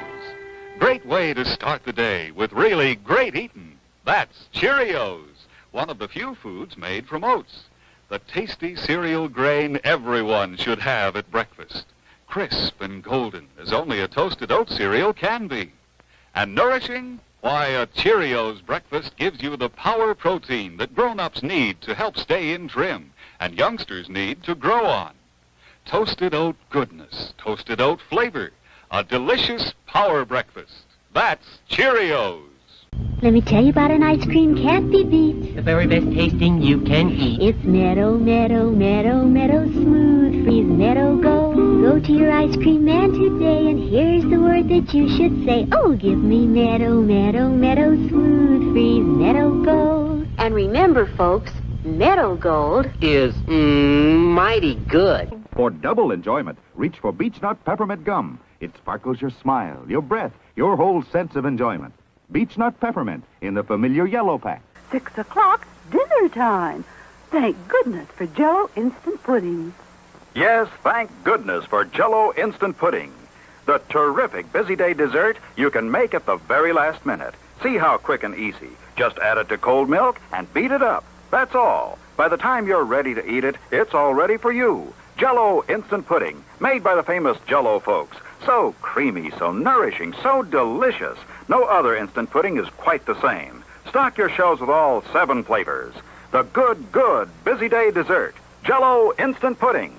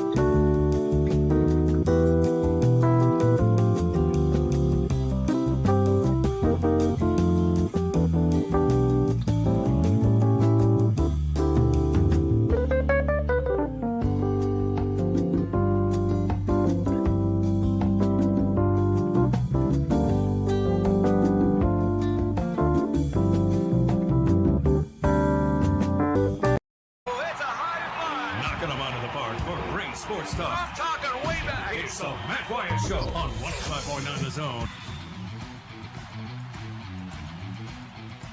All right, back with you here, rolling along in hour number 2. A lot to get to. Going to do it fast. Fred, thanks for the picture. He said this is what effort looks like. He showed me a picture of his youngin' at the DAC camp. They're covered in sweat. He said he out-hustled everybody in July. Squirrel texted the show and said, I agree, Matt. I would have fired Howland at halftime and told him to Uber back to Starkville. Boomer Sooner says, NIT is not an accomplishment, it's a consolation. Jason in Flagstaff said, and State made the 2 previous Alabama games absolute dogfights. They aren't that much better physically. It's that way all season for 6 years. Ridiculously inconsistent, he says. Bald guy agreed with JB, said it's like, NIT like a participation trophy, which we have a lot of that right now in our society, but, and maybe I overstate it, but a lot of people feel the same way. Micah in Batesville said, this team is not exciting to watch, and it hadn't been since he's been here. State needs a young, exciting coach who likes to run and gun, something exciting and fun to watch. Got to get effort out of him. Dog Tired in Florence said he was telling us that 95% of Arizona does not participate in daylight savings. Ghost, he said, look at the state of our country, mainly because of all these rings we give them when they're growing up. Is that what it is? Is that the problem? More Bully said, a former friend bought his kid a ring for graduating middle school. I blew it up on social media. And this is why he's a former friend. True story. Tyler says, we played in a tournament one time and came in second to a team that is known for chasing rings. They gave us all T-shirts. The other team went bananas. Mad at winning a shirt. Norman says, and Coffee Norman, I may have to get to some of this later. It's a really long text. He says, Matt, all due respect to anybody who thinks what's coming back is a reason to keep howling. It is not, he says. I'm going to get to the rest of your text because there's some comparative in there, Norman, so I'm not going to move completely on from that. We'll come back to it. And then Ernest T. said, preach on, Coach Wyatt. Those pictures on social media are all for mom and dad's ego, period. It says that kid would rather be picking and flicking boogers. Is that right? That's one way. That's one way to say it, I reckon. There you go. All right, so here we go. Back. Let's see what's on the phone line now. Davini Equipment phone is lighting up. First up, Deacon. Deacon, thanks for calling on the Davini phone. What's up? That's supposed to be Decon. Decon. Okay, it looks like Deacon to me. Without an A. I don't even know what Getting Deacon. rid of the rat. Oh, Getting rid of the rat. Oh, okay. Decon. That kind of decon. All right, Yeah. What's up? Like the commercial. Okay, my comparison here. Did not State go to a bowl game with a losing record? Yeah. Yeah. Oh, you're talking about last year? The NIT, I'm talking about this past football season. Yeah. Mm-hmm. Yeah, same thing. We played in a bowl game. We were invited to play in a bowl game with a losing record. What's the difference in that and going to the NIT? Not really anything.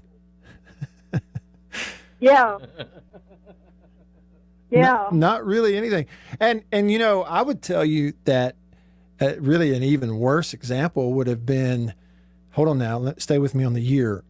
I think it was 2016 when State had a losing record. Remember, that was a 5-win regular season.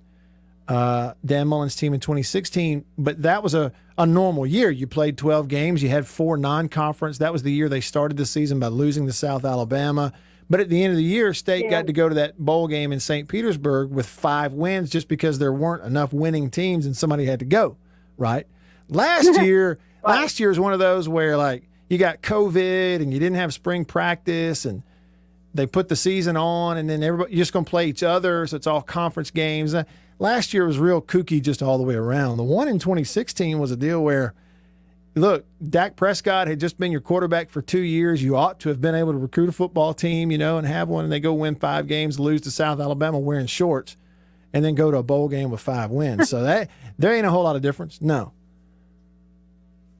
But still, we're both Bulldogs. Forevermore will be. Yeah. I Good still luck to him in the NIT. I would love to see an NIT banner hanging in the hunt, but not as much as an NCAA banner. You're right. Yeah, I'm with you on that. And the good thing about the bowl games, like the consolation bowl games, at least it's just one game. Because it's football. You know, like with this, we may get, 3 or 4 potentially? So, Possibly. yeah. Possibly. And just look at all the extra practice time, as the coaches like to point out. Hmm. I know what I'd be doing with that Yeah. extra practice time if it was me. Finding a new coach. No. I'd be running half Kicking my butt. I'd be coaching effort, as they say, JB. That's what I'd be doing, coaching effort. D-Con, thank you And for the like call. somebody said a while ago, preach on, Coach Wyatt, preach on. Preach on. Thanks for the phone call. All right. Bye-bye. You too. Have a good one. Let's see. Is this Professor Jake on the That's Divinity him, phone? pal. You Jake. got him. Jake, what's up? The professor, what's up, brother? Yo, how was your weekend? Man, it was fantastic, man. Me and my dad watched that SEC championship game. It was a good one. Alabama LSU, wasn't it? That was a heck of a ball game, no doubt. Yeah. If number 2 would have stayed out of the way, let number 4 caught the rebound, put it up, LSU would have won it. But Yeah. hey, that's how it was. Sorry, brother, I was in like a third world country. It's called Arkansas. I was up there. That's almost like a third world country. I'll miss y'all guys. That's why I couldn't call y'all guys, man. We was up there with no reception, trees, and Right. ice field. Yeah, but but it was good. I just want to speculate on Jackson State. I watched that game. You were right, Professor. They look crisp, and I really love that QB that Primetime come out of Florida with. I really like that guy. He's fast, accurate, and he is disciplined, and I like that. Hey, and you know what, Jake? That's all I got. All right, Jalen. Go ahead. The kid's name is Jalen Jones. He was recruited very heavily by Dan Mullen at Mississippi State. I don't remember if he ever actually committed to State, but he may have, and might have been committed. But then when Mullen went to Florida, the kid winds up going to Florida. But you remember then they had that issue. He was accused of some type of, it was assault or something, harassment or assault or something like that. And that's what got him an exit from Florida. And like you say, he's now wound up at Jackson State. So there's never been a question of his playing ability, his speed, whatever. And you watch him play, man, he can operate that offense. But Jake, I'm glad you brought it up. 3 games into it now, and that Jackson State team, they are crisp, they are sharp, they call offense, defense, they line up, they run it, they are not sloppy, they don't have pre-snap penalties very often, they hit, they tackle, they execute and you watch what they do on offense. It's not like they're very simple. They're running, they're doing all kinds of stuff offensively, using tight ends and about 4 or 5 different personnel packages, and it's very well put together. They're a well-coached team. The only flaw I saw was they had some issues on the offensive line. It's almost they got a little confused on who to block, and that's why the guy probably got sacked for one time for 10 yards. That's the only thing I see. The offensive line it needs a little bit of tweaking around, but when they went down and beat Grambling, that let me know, okay, Jackson State haven't done that in years. Right. And I think since 2012, something like that, because Grambling had a really good team. They're really disciplined also. And for them to go down to Louisiana to beat Grambling, I mean, dude, Primetime got these boys playing, baby. What's up? Yeah. They're the real deal in terms of that level of football for sure,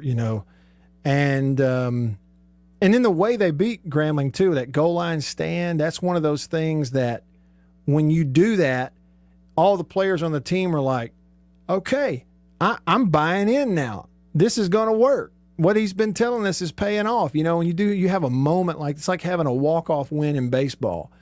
It's a galvanizing team-building moment, and so they had one of those. I think it's going to be fun to follow them the rest of the way. Well, they got Alabama State coming up. Who did Alabama State play this past week? I have to look it up and see. They got Alabama State. They got Alabama State coming up this weekend, and they're going to go to Montgomery and play them. And then they come back and host at the end of the month on Sunday the 28th. They come back and host Prairie View. So only 2 games left this month. But that Prairie View game is supposed to be on ESPNU, Jake. So I'm sure you will. I know I will too. I'll be watching. Okay. And if you could, just play a little bit of Jack State, that Sunday Boom. If you got a little time. What do you mean, if? What do you mean, if I have time? All you have to do is say it, and you get it. Hey, thanks, guys. Thanks, Jake. He tiptoed. Jake, never tiptoe into a request for the JSU Sonic Boom. Just spit it out like they do.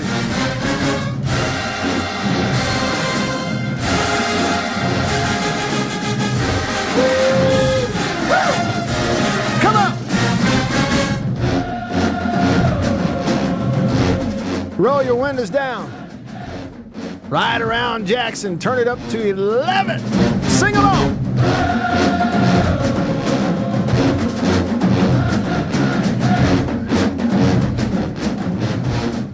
Jake, thanks for the call.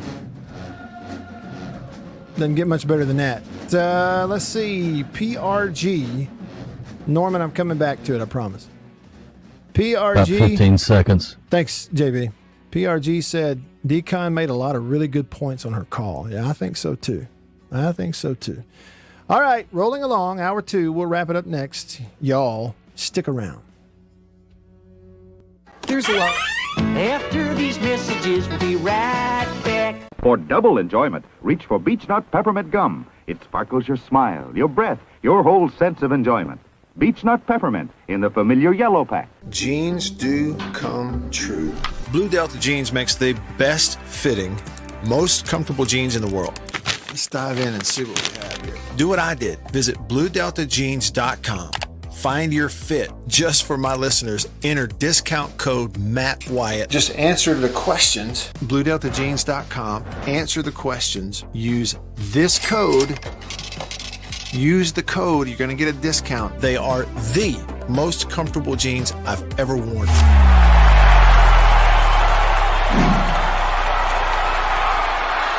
Farm Bureau Insurance stands ready to provide financial relief to our communities in this time of crisis. This includes a one-time credit to all personal auto policyholders, a donation of $500,000 to the Mississippi Food Network, and additional payment options for those hit the hardest, all while continuing to service customer claims as well. But this is the time to go above and beyond. These are a few ways we're keeping the Farm Bureau promise. To learn more, talk to your agent or visit us online. Go with the home team.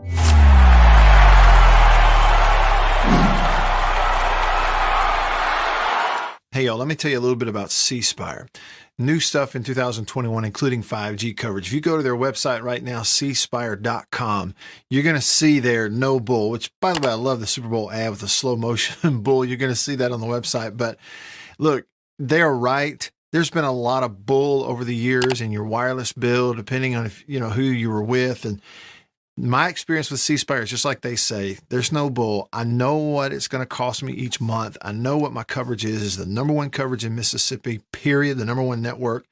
And they've got 5G phones that are 5G ready. Now, I have the new iPhone 12 Pro Max, got it at C Spire, went and did curbside at my local C Spire location and did the exchange where I traded in my old one, got the new one, and it's 5G capable.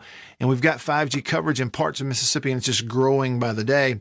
So you really ought to check that out, okay? And in terms of the new phones, you got deals going on those as well. Find those out at cspire.com. C Spire, customer inspired. After these messages, we'll be right back.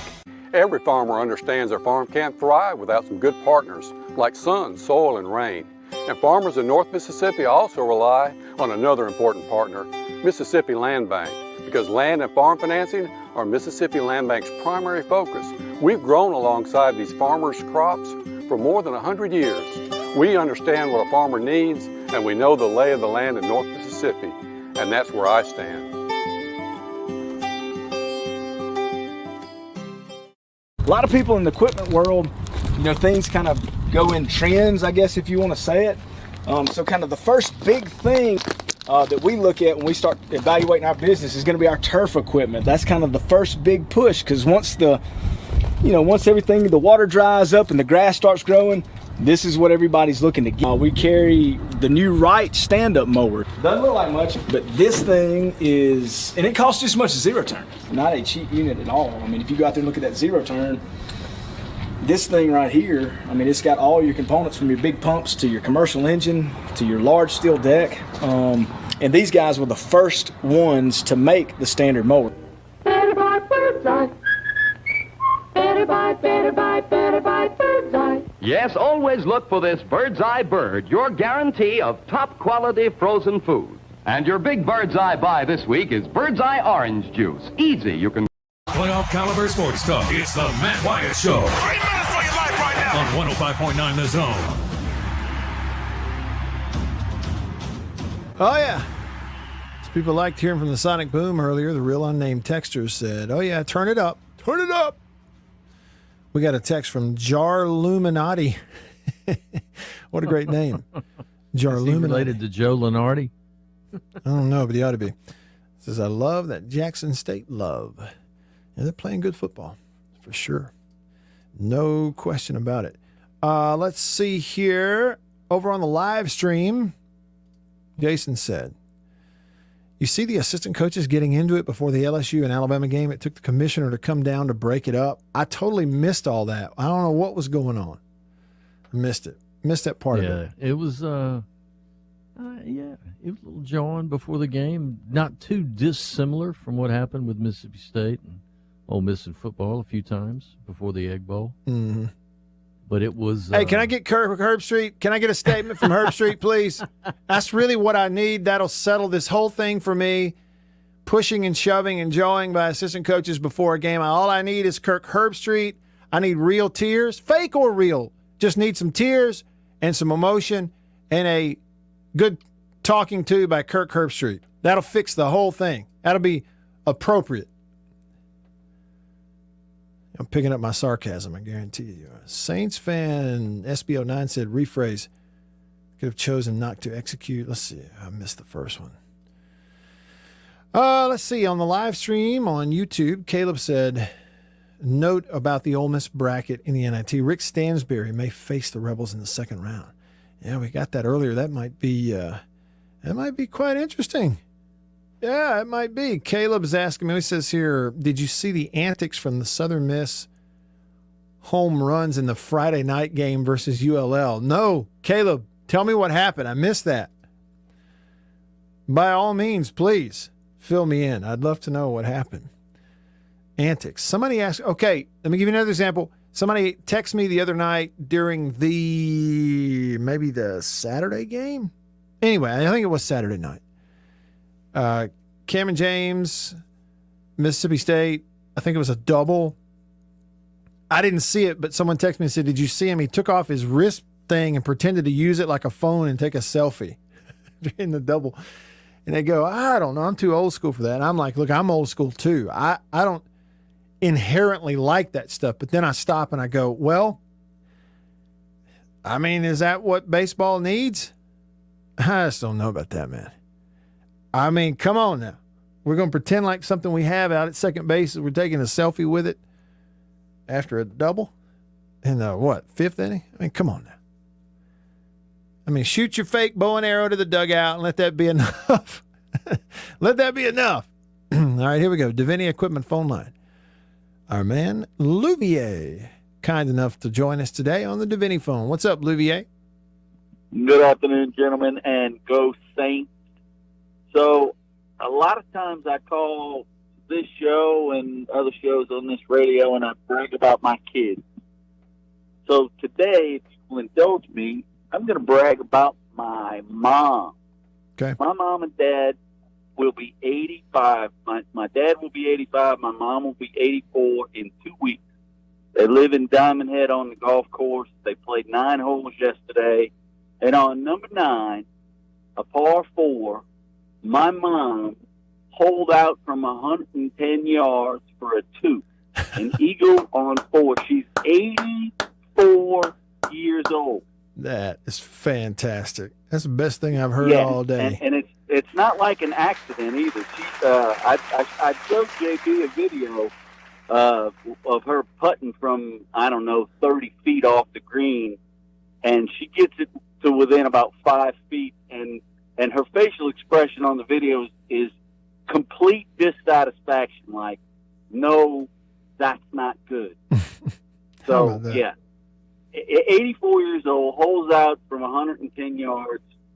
I guess that's why they're 84 and 85, because they play 9 holes of golf every time they get a chance. Anyway, I just thought it was remarkable. I'm tickled pink about it. Anybody that wants to try to one-up the 84-year-old mom holing out from 110 for an Eagle 2, I didn't ask her what her score was, but my dad was very proud to announce that he shot a 42. He shot a 42. That's great. And the back nine is a lot harder. He can't play 18 in one day. It hurts him for the next few days. So in a couple of days, he's going to go play the back nine and see if he can beat his age combined. I don't know if that counts, and I don't know if these statistics really matter. Anyway, I love your show, and I love you giving me the opportunity to brag about my family. Way to go, Mom. Go Saints. Hats off. Hats off, Olivier's mom. Man, yeah, that's outstanding. That is outstanding. Golf really is one of those games you can just enjoy it forever, especially when the weather's nice. Mm-hmm. So, a 2 holing out from the fairway. Outstanding. Way to go. Let's see here. Somebody asked me about this on the live stream. So here you go. A little baseball from the SEC, the stats and how it all looks right now. Just real quick, got a few minutes left here in the hour. So let me give you this. Through today, okay, so through today, these are SEC baseball stats. The Vanderbilt Commodores lead the SEC in team batting average at 323. So they're the best hitting team in terms of batting average right now. They also lead the league in slugging percentage. Surprise, surprise. They are the only team in the league and one of the few teams in America with about 30 full scholarship players on their baseball team. Auburn, number 2 at 322. This is team batting average in the SEC. Florida, 3rd. Kentucky, 4th. Georgia, 5th. Ole Miss down there like number 8. And State is 14, 13, 12, 11th. They're down near the bottom of the league at batting 276 as a team. In terms of team earned run average, after this past weekend's game, Kentucky is tops in the SEC at a team ERA of 1.9. State is number 2, team ERA. Georgia 3, Texas A&M 4, Vanderbilt 5. 6, 7, 8. Ole Miss is at number 8. Bottom of the SEC, LSU and Missouri. So if you look at State's hitting, they need a boost. They're going to hit the ball against LSU, who hadn't pitched it all that well. We will find out sooner than later. But I thought I'd point this out too. A&M leads the SEC with 232 strikeouts as a staff, but that's in 161 innings pitched. More than State. State's only thrown 144 innings, but they are second in the league with 219 strikeouts. So I think if you were to do the math, you'd probably see State leads the SEC in strikeouts per 9. So there you go. Fielding percentage, the bottom 2 teams in the SEC in fielding percentage are Ole Miss and Mississippi State, 969 and 968. Georgia at number 1, Arkansas at number 2. Some of the other SEC stats, I mean, they kind of fall in line there. LSU hits the ball really well. That's the thing about it. They haven't pitched it that great, but they are 3rd in the league in slugging percentage. They are 2nd in the league in runs scored behind A&M. They are 2nd in the league in total hits behind Florida. They are 1st in the league, LSU is, in terms of runs driven in. They are 1st in the league in home runs. LSU has hit 33. The next team, Texas A&M, has hit 25. State, actually right now, after this weekend, tied for the bottom of the league in terms of home runs, tied with Kentucky and Missouri at only 13 home runs. Ole Miss is tied for 4th in the SEC with Vanderbilt and South Carolina They've hit 22 home runs this year. So you don't get a lot of, home runs and slugging from State, or haven't gotten those. But if you were to go down to the pitching stats, State's up near the top in a lot of stuff. Obviously, earned run average, as I told you, State is number 1 in the SEC in opponent batting average at 173. Not everybody's non-conference opponents are equal, and that's for sure. Vanderbilt at number 2. Innings pitched, you look at strikeouts, like I told you, A&M at 232, State at 219. But State's played fewer innings, about 20 or so, going on 20 or so fewer innings. State tied for 3rd in the league with Florida, Vandy, and Tennessee at strikeouts looking. A&M's 1, LSU's 2. And you look at wins, losses, saves, runners picked off, all that kind of stuff. Hits allowed, State right there at the top of the league. Let's see, Vandy's only allowed 80 hits this year by its opponents. Kentucky and Arkansas 84, Mississippi State at 89. So State's pitching staff, statistically, obviously with what they've done, they're definitely going to be, way on up there. And then in terms of individuals, if we were just look for individuals to point out, I don't see State or Ole Miss with anybody in terms of batting average. State or Ole Miss doesn't have anybody that's in the top 15 right now. Number 1 in the league is a kid at Kentucky named Reuben Church, who's batting .472 right now. Auburn's got a kid, Tyler Miller, batting .436. We're early, obviously. But nobody from State and Ole Miss in the top 15. But if you look at slugging percentage, you get Tim Elko from Ole Miss at number 4 in the league. You look at on-base percentage, Elko is up there in the top 10 in the SEC in terms of hitting a baseball. You look at runs scored, Tanner Allen's up there in the top 5 in the league, and he scored 19 runs this year. So, State's been productive. It's just been different. They hit a lot of singles, doubles, gaps. They've moved some runners over, some productive outs in some of the games. By the way, too, Tim Elko, Ole Miss, leads the SEC in runs batted in, RBIs, with 24 right now. As we know, Elko has just been on fire so far this year for Ole Miss, a big reason why they're top 5 in the country. All right, that'll wrap it up for hour 2. If you leave us, have a great night, and we'll see you tomorrow. If not, stick around. Hour 3 coming up in the Farm Bureau studio. Stick around.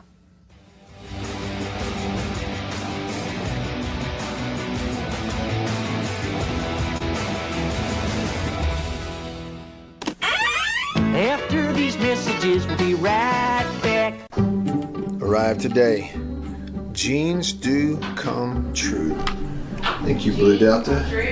Yeah, jeans do come true. That's what the bag says. Blue Delta Jeans makes the best fitting, most comfortable jeans in the world because they are uniquely made for you and only you. Raw denim jeans, custom fit, hand tailored in Tupelo, Mississippi, my hometown. Let's dive in and see what we have here. Do what I did. Visit BlueDeltaJeans.com. Find your fit, design a jean, and before you know it, you'll be addicted. Just for my listeners, enter discount code Matt Wyatt, all lowercase. Again, that's if you listen to me, you can use discount code Matt Wyatt, all lowercase, and at checkout, you're going to get a 10% discount off your order. So I just went online, ordered them, BlueDeltaJeans.com a couple weeks ago. Went in, I didn't go get measured. I just entered, what I knew about myself. I just answered the questions, and here they are at my doorstep a couple weeks later. Nice. Yeah, Blue Delta. Nice. I'm happy. I've known the Blue Delta team for years, and I'm thrilled to have these guys on as a sponsor of this show. Blue Delta's Virtual Tailor is a fun and easy way to get yourself into the best fitting pair of jeans you're ever going to own. But you never thought you'd get a butt shot out of me, huh? How about that? Just answer the questions and they fit absolutely perfectly. They couldn't fit better. So just go online, BlueDeltaJeans.com, answer the questions. It's amazing how they do it. They will fit perfectly. You're not going to find better material and better feeling pants, period, anywhere. BlueDeltaJeans.com. Use this code. Use the code. You're going to get a discount. They are the most comfortable jeans I've ever worn. I promise you that. And I know that you are going to love them too. Make sure you use the code. And remember, jeans do come true. After these messages, we'll be right back.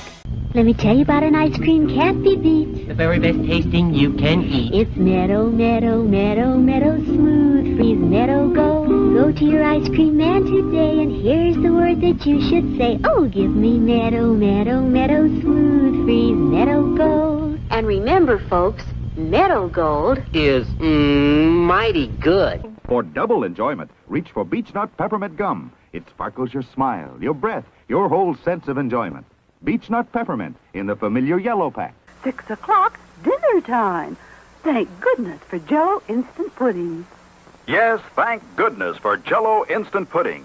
The terrific busy day dessert you can make at the very last minute. See how quick and easy. Just add it to cold milk and beat it up. That's all. By the time you're ready to eat it, it's all ready for you. Jell-O Instant Pudding, made by the famous Jell-O folks. So creamy, so nourishing, so delicious.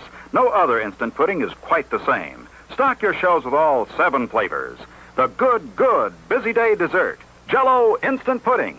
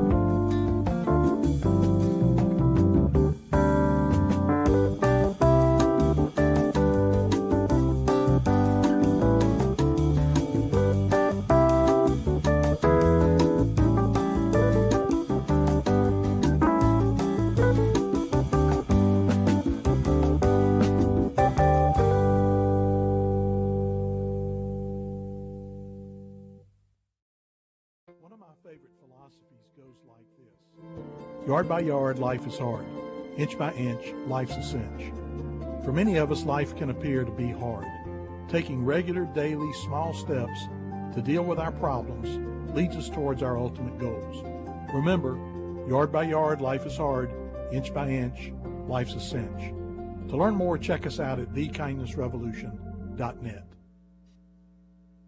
This is WRKS Pickens Jackson. Live in the studio. Live and local. This is the Matt Wyatt Show. Talking about sports from around the world and right here at home. Streaming to you at the Zone 1059.com and on your radio on ESPN 105.9. The Zone.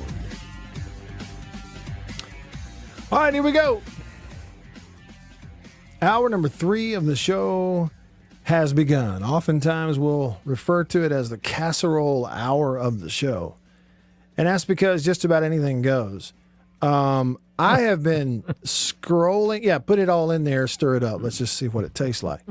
I have been scrolling and scrolling and scrolling through the timeline of a Twitter account called SEC Baseball. Now, it's not like an official thing attached to the SEC. It's just an account that kind of, I don't know. Let's see here. They get about, well, I can't see how many followers, but they just kind of send out highlights and they keep up with SEC Baseball and they comment on it. Like you can get it all in one place, apparently. I don't follow them, but Caleb, who listens to our show, does. and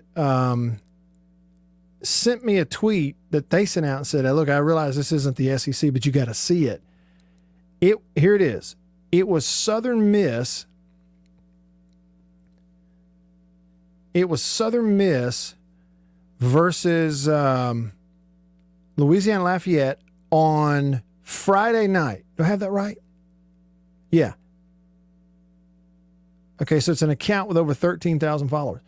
Well, this was the Friday night game between Southern Miss and ULL. That was like a 13-4 game. Yeah. Score. Yeah, 13-4 game. And what I'm going to do here so that I can tell you exactly when in the game this happened, I'm going to pull up their box score real quick. And so if there were any question of when and exactly what went down, I could tell you. But it was Friday night. 13-4 was the final. But I think this was actually early in the game. Let me look at the scoring here. Yeah, it would have been in the second inning when Southern Miss exploded for 8 runs in the second inning. They were up 2-1 after the first. They were up 2-1. They go into the bottom of the second up 2-1 and scored 8 runs. They had some home runs. Let me turn this ringer down here on my phone. That's my fault. So 8 runs in the bottom of the second inning. When you go to how it happened, there apparently were 3 home runs, bottom of the second inning. Strikeout, fly out. There's 2 outs. You get a 2-out single. You get a wild pitch, another single, and you get 2 on base, and the runner moves over to third.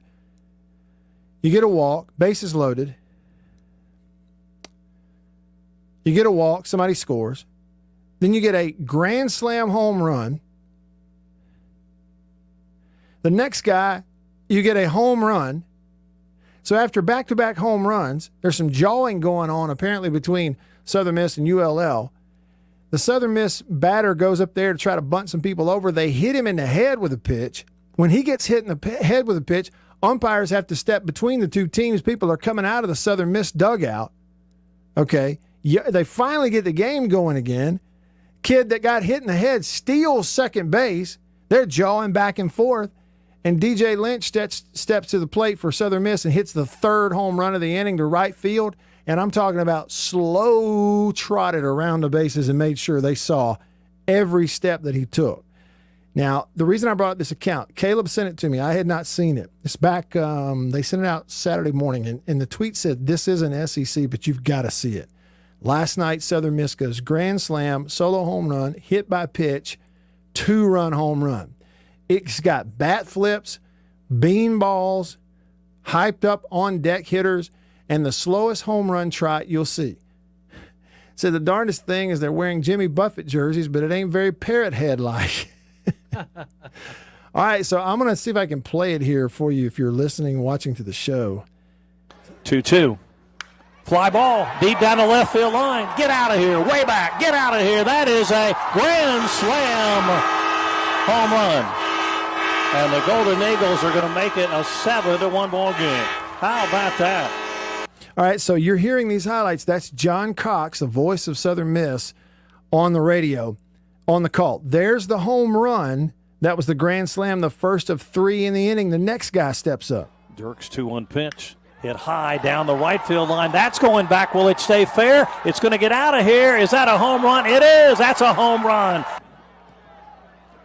Pitch from Dirk, and McGillis got Bean, and the Eagles don't like that. And the umpires come in to break that one up.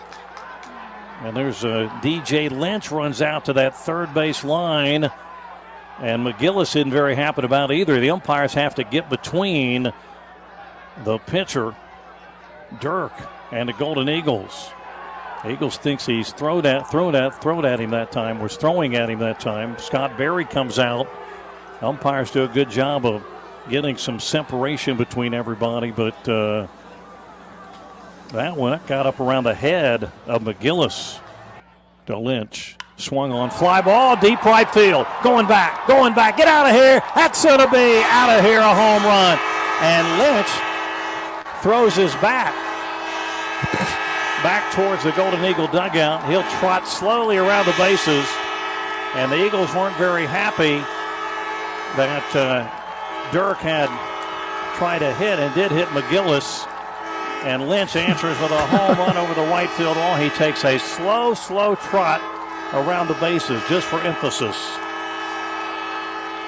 And the Eagles have taken a 9-1 lead.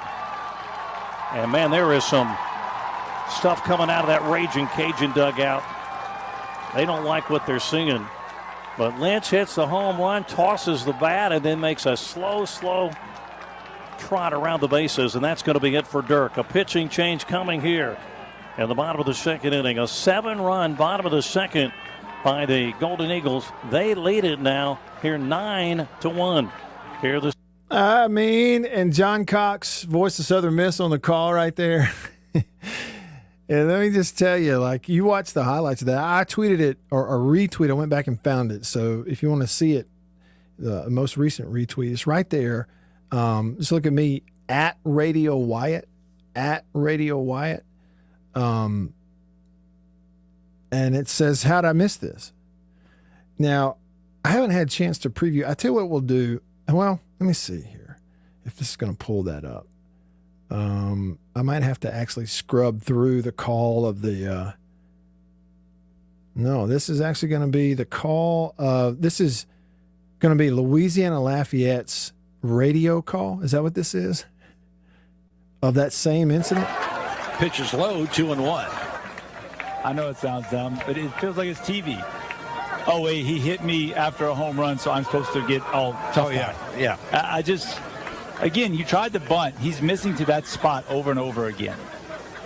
I understand the guy coming to his defense, but calm down. The 2-1. And that one is hit deep to right field.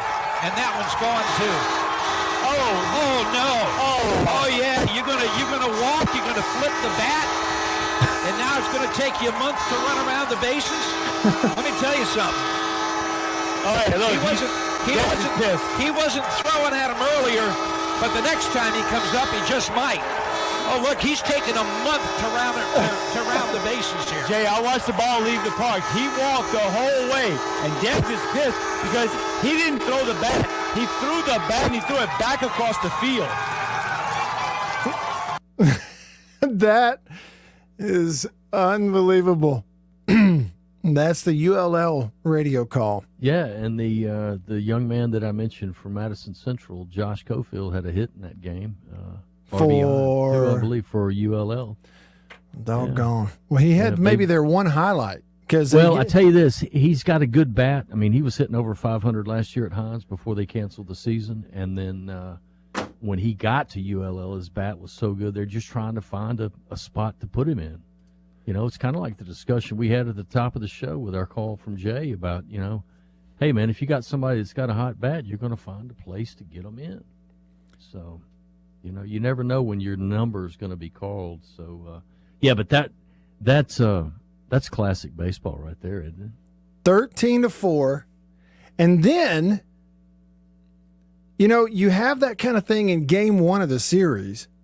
Yeah, it sets the tone for the rest. And then turn around and lose the other two. Southern Miss beats them 13-4 in this one with an 8-run second inning, okay, including all that drama. This is the first 2 innings of the weekend series. We got a lot of baseball and a lot of outs still to play between these two teams when all of that happened. I'm talking an 8-run inning, though, home run grand slam, back-to-back home run. We hit the next guy in the head. We almost clear the benches. The next guy comes up after you get hit in the head. Home run. 3 in the inning. And that's the first 2 innings. And the radio crew for ULL is screaming, oh, yeah. Yeah, what are you going to do? You're going to take a month to round the bases? And to have all this happen and get swept, Southern Miss goes 13-4, 1-zip, and 6-3 in the ball game. Missing to that spot over and over again. I understand the guy coming to his defense, but calm down. The 2-1. And that one is hit deep to right field. And that one's gone too. Oh no. Oh yeah. You're gonna walk, you're gonna flip the bat. and now it's going to take you a month to run around the bases. Let me tell you something. He wasn't throwing at him earlier, but the next time he comes up, he just might. Oh, look, he's taking a month to round the bases. Who's hitting the air horn? He walked the whole way, and Debs is pissed. Sounds like the he Randy didn't throw Whistler. the bat. He threw the bat, and he threw it back across the field. What's more annoying, the horn or the whistler? Honk, honk, honk. Hey, you got to see it. And I mean, that's some ticked off radio crew. And they had to sit there through about 60 more outs. No, what? Almost 80 more outs the rest of the weekend. 70? Count them up. I don't even know. I'm terrible at math. This is just like, it's the second inning. They almost have a brouhaha. This is going on. I just wish I could have heard I'm going to have to go back and hear the rest of it, like immediately following what happened in that game. That's fantastic. And we'll say, well, Matt, are you promoting guy flipping his bat and hitting a guy in the head? I'm not promoting all that. I'm just saying the drama is entertaining. Call it what you want, but the drama is definitely entertaining. Anthony from Tupelo says, he's talking about basketball. He says, with regards to Mississippi State basketball, it seems like whoever does the player evaluation is slipping on their job. If I were a college coach, that is one thing I would hate about all the COVID restrictions. I'd want to go see the guys practice, play, talk to them in person, not on Zoom calls or watch coaches film. Yeah, I'm sure it was a different year for everybody. I mean, just look at the Dukes and the Kentuckys and all that. But what's their excuse? Why can Alabama handle the COVID season so much better than a Kentucky can or a Duke? I don't really know what the excuse is in there. I guess just some people do and some people don't. Look at this from Louvier.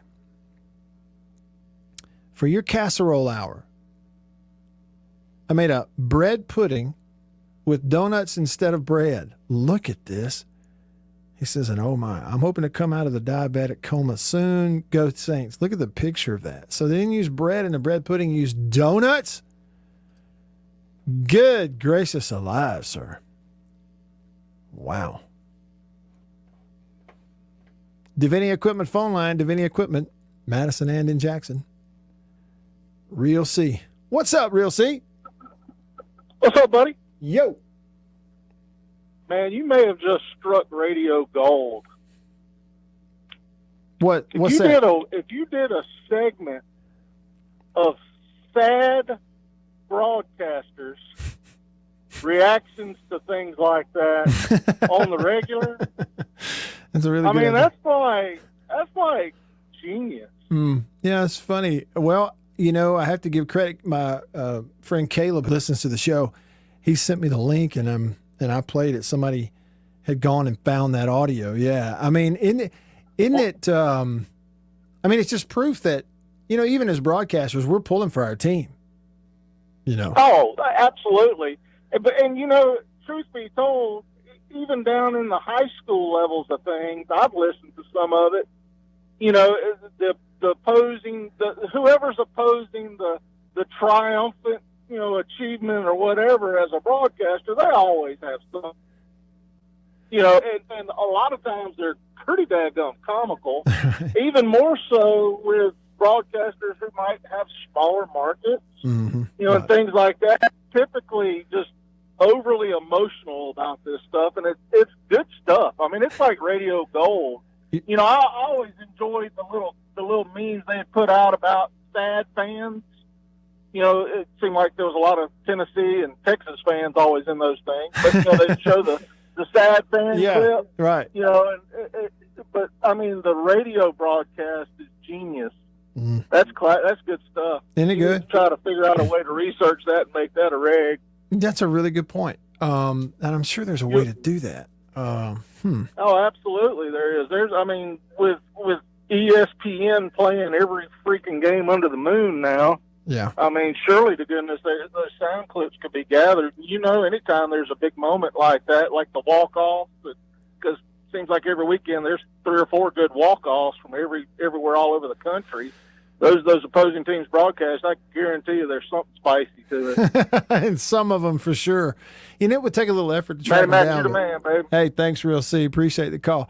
It would take a little effort to track it all down. It really would. But my goodness, it's one of those, like, you don't get that a ton. You honestly don't get all this kind of stuff a ton throughout the course of a baseball season. Like, you know, I would venture to guess that you're talking about probably this is the one instance all year long that's going to be like this for either the Southern Miss broadcast or the ULL. But yeah, I mean, you know, you get some sad announcers every now and then, and they always are good. And the the Southern Miss call with John Cox. I mean, he could feel the tension, right? And he's a Southern Miss guy, and he's saying, now there's some stuff coming out of that ULL dugout right now that's not too in only the way that John could. But on the other side, man, they were livid. Lonely Eagle on the Country Pleasin' text line. Country Pleasin' sausage on grocery store shelves throughout the Southeast. Lonely Eagle says USM also hit a walk-off grand slam Sunday in 11 innings. So the game yesterday was of the walk-off variety? Because I looked at the score, it was 6-3. So they hit a walk-off grand slam? Are you kidding? All right, I'm going back to the John Cox call. It's only a couple minutes. All right, so this is the Southern Miss radio version of it. You go grand slam home run, another home run. They then throw at the guy, hit him in the head. He's trying to bunt. They hit him in the head. And the next guy, after a little brouhaha, brush up, they get it calmed down. He steps up and goes yard himself, 3 home runs. Seaman at Pete Taylor Park. Here we go. 2-2. Fly ball deep down the left field line. Get out of here. Way back. Get out of here. That is a grand slam home run. And the Golden Eagles are going to make it a 7-1 ball game. 7-1, bottom of the second inning, mind you. Here's the next guy. 2-1 pitch. Hit high down the right field line. That's going back. Will it stay fair? It's going to get out of here. Is that a home run? It is. That's a home run. All right, next guy up there trying to bunt. Pitch from Dirk, and McGillis got Bean, and the Eagles don't like that.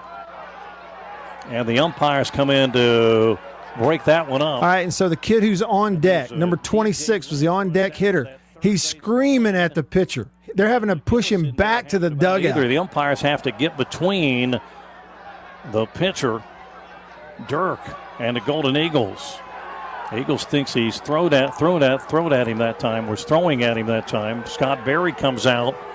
Umpires do a good job of getting some separation between everybody, but yeah, and it hit him right in the helmet. So the kid that's on deck, number 26, is screaming. Lynch swung on, fly ball, deep right field. Going back, get out of here. That's going to be out of here, a home run. And he hits a 2-run home run.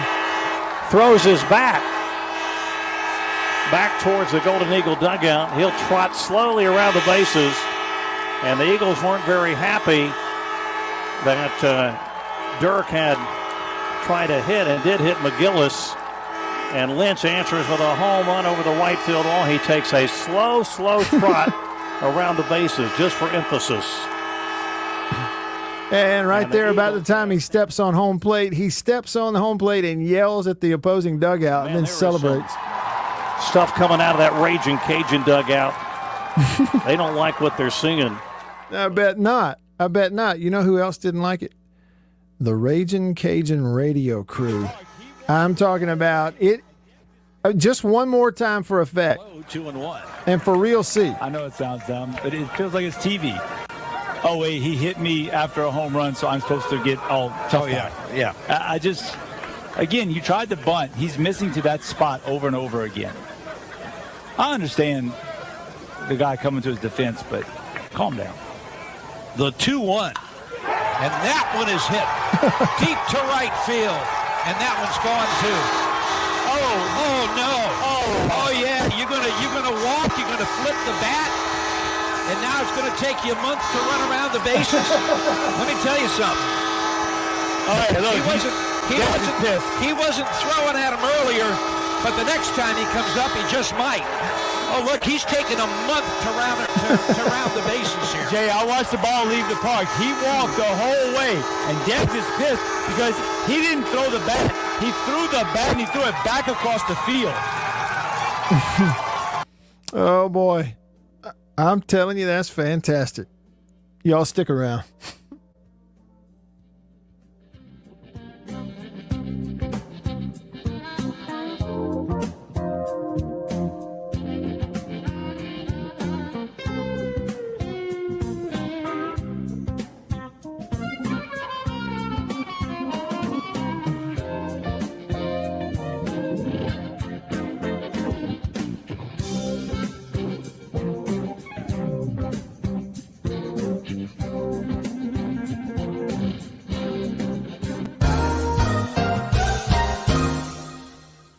Farm Bureau Insurance stands ready to provide financial relief to our communities in this time of crisis. This includes a one-time credit to all personal auto policyholders, a donation of $500,000 to the Mississippi Food Network, and additional payment options for those hit the hardest, all while continuing to service customer claims as well. But this is the time to go above and beyond. These are a few ways we're keeping the Farm Bureau promise. To learn more, talk to your agent or visit us online. Go with the home team.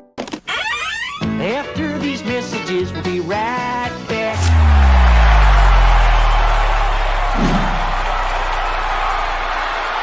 We are about to have a fire and cook some sausage. A country pleasing sausage is outstanding whether you cook it over a fire or in the house. Cook some of this right here. It's green onion flavor. You see that?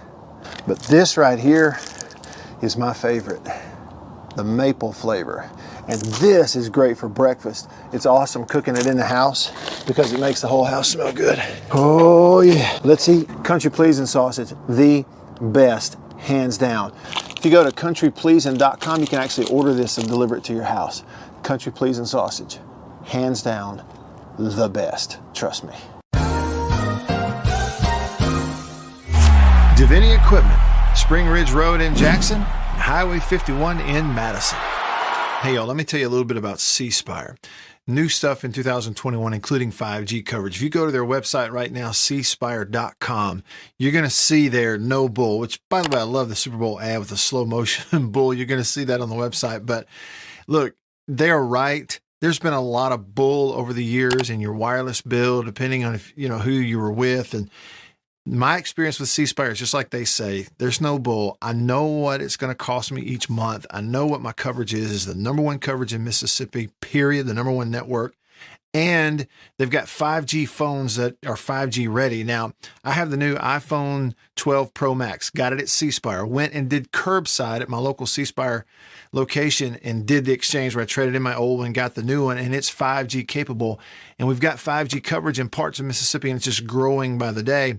So you really ought to check that out, okay? And in terms of the new phones, you got deals going on those as well. Find those out at cspire.com. C Spire, customer inspired. After these messages, we'll be right back. Jeans do come true.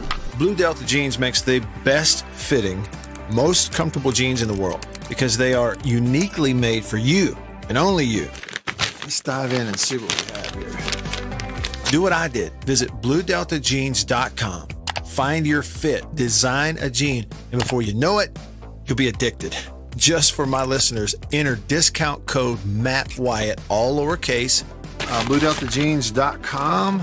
I just entered, what I knew about myself. I just answered the questions, and here they are. Nice. Yeah, Blue Delta. Just answered the questions. They fit absolutely perfectly. They couldn't fit better. So just go online, BlueDeltaJeans.com, answer the questions, use this code. Use the code, you're going to get a discount. They are the most comfortable jeans I've ever worn, and I know that you are going to love them too.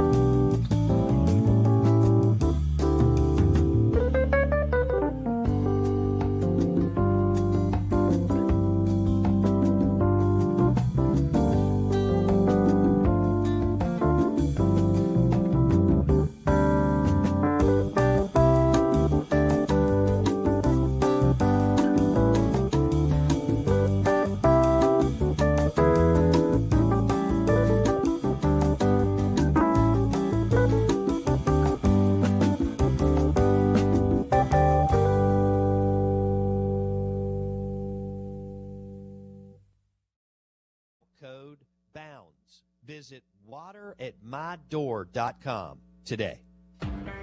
I love playing soccer, and I'm a big game player. Farm Bureau Insurance stands ready to provide financial relief to our communities in this time of crisis. This includes a one-time credit to all personal auto policyholders, a donation of $500,000 to the Mississippi Food Network, and additional payment options for those hit the hardest, all while continuing to service customer claims as well. But this is the time to go above and beyond. These are a few ways we're keeping the Farm Bureau promise. To learn more, talk to your agent or visit us online. Go with the home team. After these messages, we'll be right back.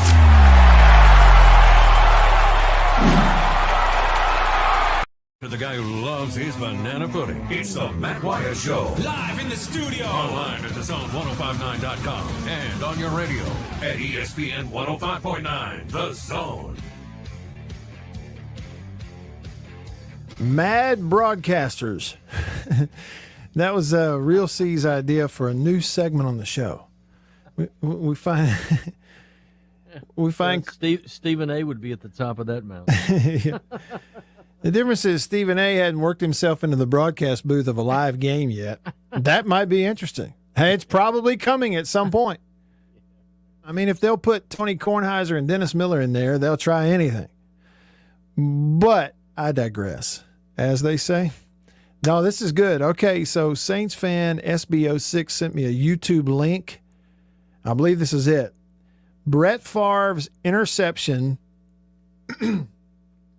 on 3rd and 15 with 19 seconds left against the Saints in the 2009 NFC Championship game. I mean, you got to understand the scenario in this game. Am I looking at this right?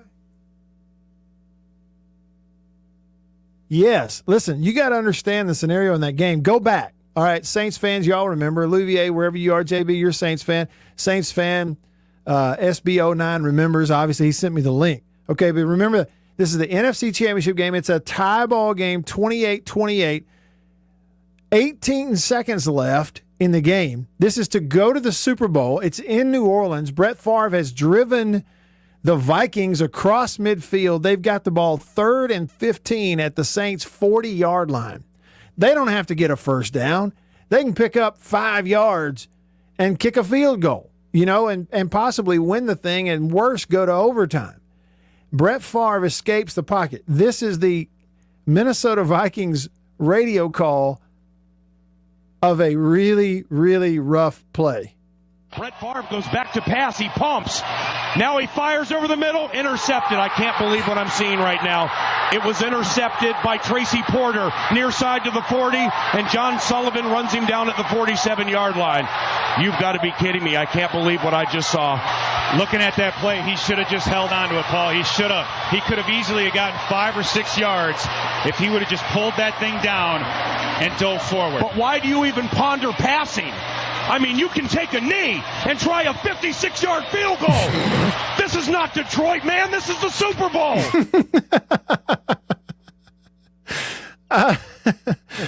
I love the building anger. It's just building and building.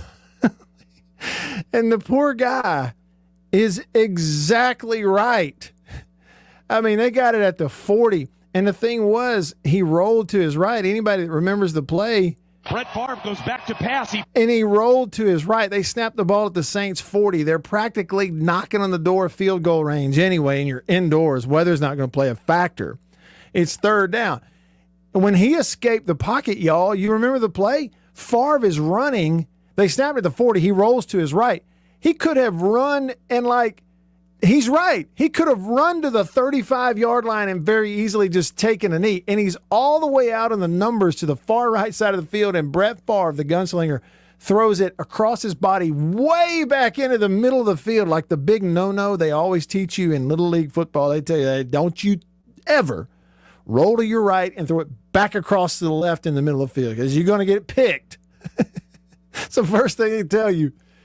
They're still telling you that in college. Now, Brett Favre can pull it off, but and he threw it back in the middle and got it picked. So the guy's exactly right, but the building anger, why would you even Think about passing. Umps. Now he fires over the middle, intercepted. I can't believe what I'm seeing right can't now. believe it. It was intercepted by Tracy Porter, near side to the 40, and John Sullivan runs him down at the 47-yard line. You've got to be kidding me. I can't believe what I just saw. Looking at that play, he should have just held on to it, Paul. He should have. He could have easily gotten 5 or 6 yards if he would have just pulled that thing down and dove forward. But why do you even ponder passing? I mean, you can take a knee and try a 56-yard field goal. This is not Detroit, man. This is the Super Bowl. Oh, my goodness. I mean, how has that little phrase right there not lived in infamy? Really? You know, this is not Detroit, man. This is a Super Bowl. I mean, it was just a tough moment for Brett Favre right there. And the announcer's just, he's exactly right. in the choice of words. Why would you even ponder passing? Not why would you throw it? Not why would you choose to throw it there? No. Why are you even pondering passing? Oh, emotion, man. Emotion is, it's just, I think the reason that Real C likes it is because on the radio, as long as the needle moves one way or the other, okay, the needle just can't be in the middle, neutral. As long as that needle's swinging one way or the other, then we got a radio show. I think that's what Real C is trying to tell us. Davini Equipment phone line, Ryan. What's up, Ryan? Hey, how you doing? I'm good. What's up? I just want I don't know if a lot of your listeners, they may not see it or anything, follow it, but last week we had a high school tournament over here in Vicksburg. What kind of tournament? High school, like golf tournament. Golf, okay. Yeah, with like Madison Centrals and Clinton and all them. Yeah. And there's one guy over there that I saw at the tournament that's looking like, he looks like a D1 golf player, David Beard. And he's like everybody else in the tournament shot like about an 80. And the only guy that didn't shoot an 80 was the one that played for Warren Central. But everybody else shot like an 80, and he shot like a 70 out at Clear Creek. Okay. Beat everybody out there. Okay, Clear Creek, that's out right on the interstate, basically, right there at Bovina. Is that Clear Creek? Yeah, Bovina. Yeah, okay. Very cool. Very cool. Thanks for the update, Ryan. Hey, I hear birds chirping. You're not on the golf course right now, are you? No, I'm outside right now while outside my grandmother's house, where apparently a bunch of the plumbing's not doing too well, so some of that pipes are being torn out and everything right now. So I'm just. Hey, Ryan, since we just played a Brett Favre highlight of a bad throw. What would John Madden have said about that decision by Brett Favre? What do you think he would have said? Brett Favre, to other people, it may look like a bad pass, but, if Brett Favre's throwing it, it can't be a bad pass. It's just an incredibly great bad pass, because, Brett Favre, nobody's better than Brett Favre, everybody says Tom Brady, but Tom Brady doesn't look that good when he throws a bad pass. Nobody's better than Brett Favre. Outstanding. Ryan, right on cue, man. Thank you. Hey, before you go, I got like 20 seconds. What would Charles Barkley have said about that bad throw? Man, it was terrible. Terrible. Man, he shoot the ball just like LeBron James. Man, he's terrible. He was a knucklehead. I could throw a better pass on that easily. Because the knucklehead's terrible. Thanks, Ryan. Appreciate the call, man. Terrible. Right on cue. The kid's talented, y'all. The kid is talented. Y'all stick around.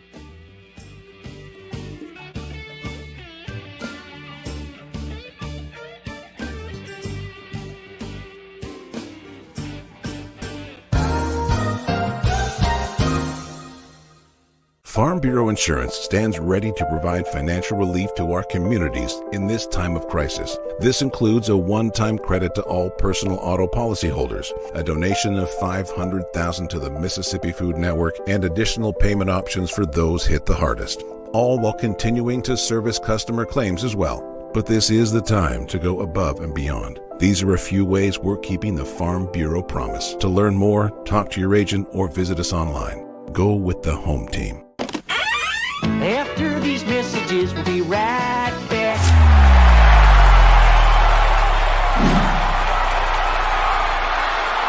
We are about to have a fire and cook some sausage. A country pleasing sausage is outstanding. Whether you cook it over a fire or in the house, cook some of this right here. It's green onion flavor, you see that? But this right here is my favorite, the maple flavor. And this is great for breakfast. It's awesome cooking it in the house because it makes the whole house smell good. Oh yeah. Let's eat country pleasing sausage, the best, hands down. If you go to countrypleasing.com, you can actually order this and deliver it to your house. Country pleasing sausage, hands down, the best. Trust me. Davini Equipment, Spring Ridge Road in Jackson, Highway 51 in Madison. Hey, y'all, let me tell you a little bit about C Spire. New stuff in 2021, including 5G coverage. If you go to their website right now, cspire.com, you're going to see their no bull, which, by the way, I love the Super Bowl ad with the slow motion bull. You're going to see that on the website. But look, they're right. There's been a lot of bull over the years in your wireless bill, depending on if, who you were with. And my experience with C Spire is just like they say, there's no bull. I know what it's going to cost me each month. I know what my coverage is the number one coverage in Mississippi, period, the number one network. And they've got 5G phones that are 5G ready. Now, I have the new iPhone 12 Pro Max, got it at C Spire, went and did curbside at my local C Spire location and did the exchange where I traded in my old one, got the new one, and it's 5G capable. And we've got 5G coverage in parts of Mississippi, and it's just growing by the day. So you really ought to check that out, okay? And in terms of the new phones, you got deals going on those as well. Find those out at cspire.com. C Spire, customer inspired. After these messages, we'll be right back. Jeans do come true. Blue Delta Jeans makes the best fitting, most comfortable jeans in the world because they are uniquely made for you and only you. Let's dive in and see what we have here. Do what I did. Visit BlueDeltaJeans.com. Find your fit, design a jean, and before you know it, you'll be addicted. Just for my listeners, enter discount code Matt Wyatt, all lowercase, BlueDeltaJeans.com. I just entered, what I knew about myself. I just answered the questions, and here they are. Nice. Yeah, Blue Delta. Just answered the questions, and they fit absolutely perfectly. They couldn't fit better. So just go online, BlueDeltaJeans.com, answer the questions, use this code.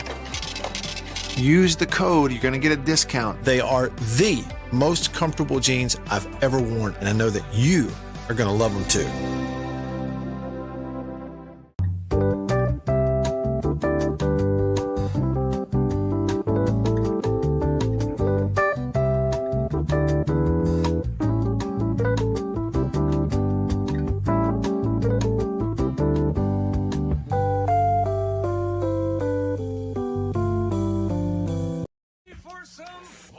Hey, if you love football, so does he. It's the Matt Wyatt Show. Nobody breaks down quarterback play better than him. And he's right here, right now, online at thezone1059.com and on your radio at ESPN 105.9 The Zone. All that hollering on the radio and in the dugout and got swept. That's the worst part about it. I'm not sure they're entirely wrong, but and then got walked off on a Sunday. I mean, that is brutal if you're a ULL fan. I mean, just getting owned right there. Back on the show. Great call by Ryan, too. Right on cue. Gave us a little Charles Barkley. Charles. And a little John Madden. Brett Favre. That was outstanding. I'm going to save that one, Ryan. Appreciate you being willing to do that. All right. Name that TV show. Here it is. Name it.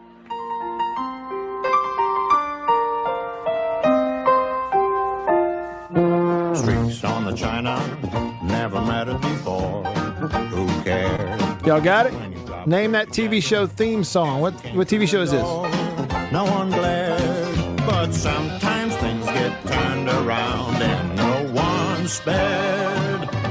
Anybody got it? All hands look out below. JB, you got any ideas? Yeah. Do you know?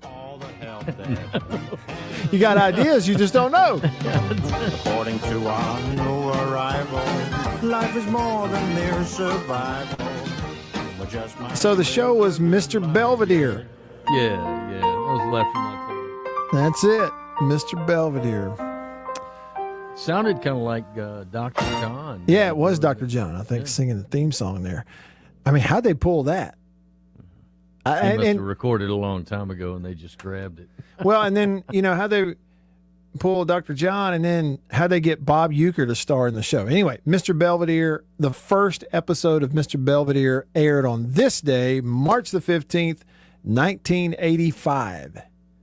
Mr. Belvedere. And it did star several people, but include the dad on the show, played by, thank you, Ghost Pepper, he got it, played by Bob Uecker. Everybody know who Bob Uecker is? Look, if you're a sports fan, you got to know who Bob Uecker is.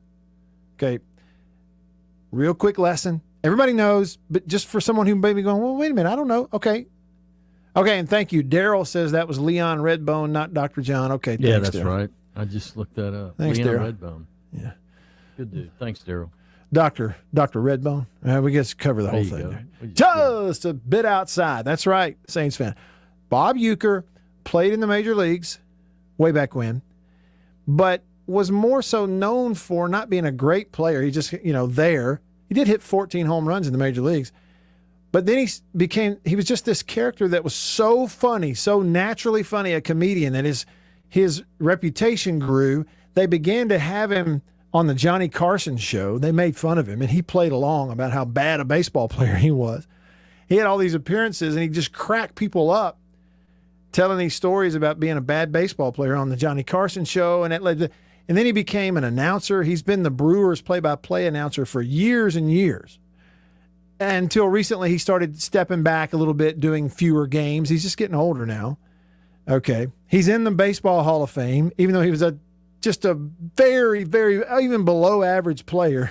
And then he played, oh gosh, I'm drawing a blank. The name of the play-by-play announcer on Major League. Doyle, Harry Doyle. He was Harry Doyle, the announcer for the Indians in the Major League movies. Yeah, just a bit outside. Dynamite dropping money. That broadcast school really paid off. That was him. Okay, Bob Uecker.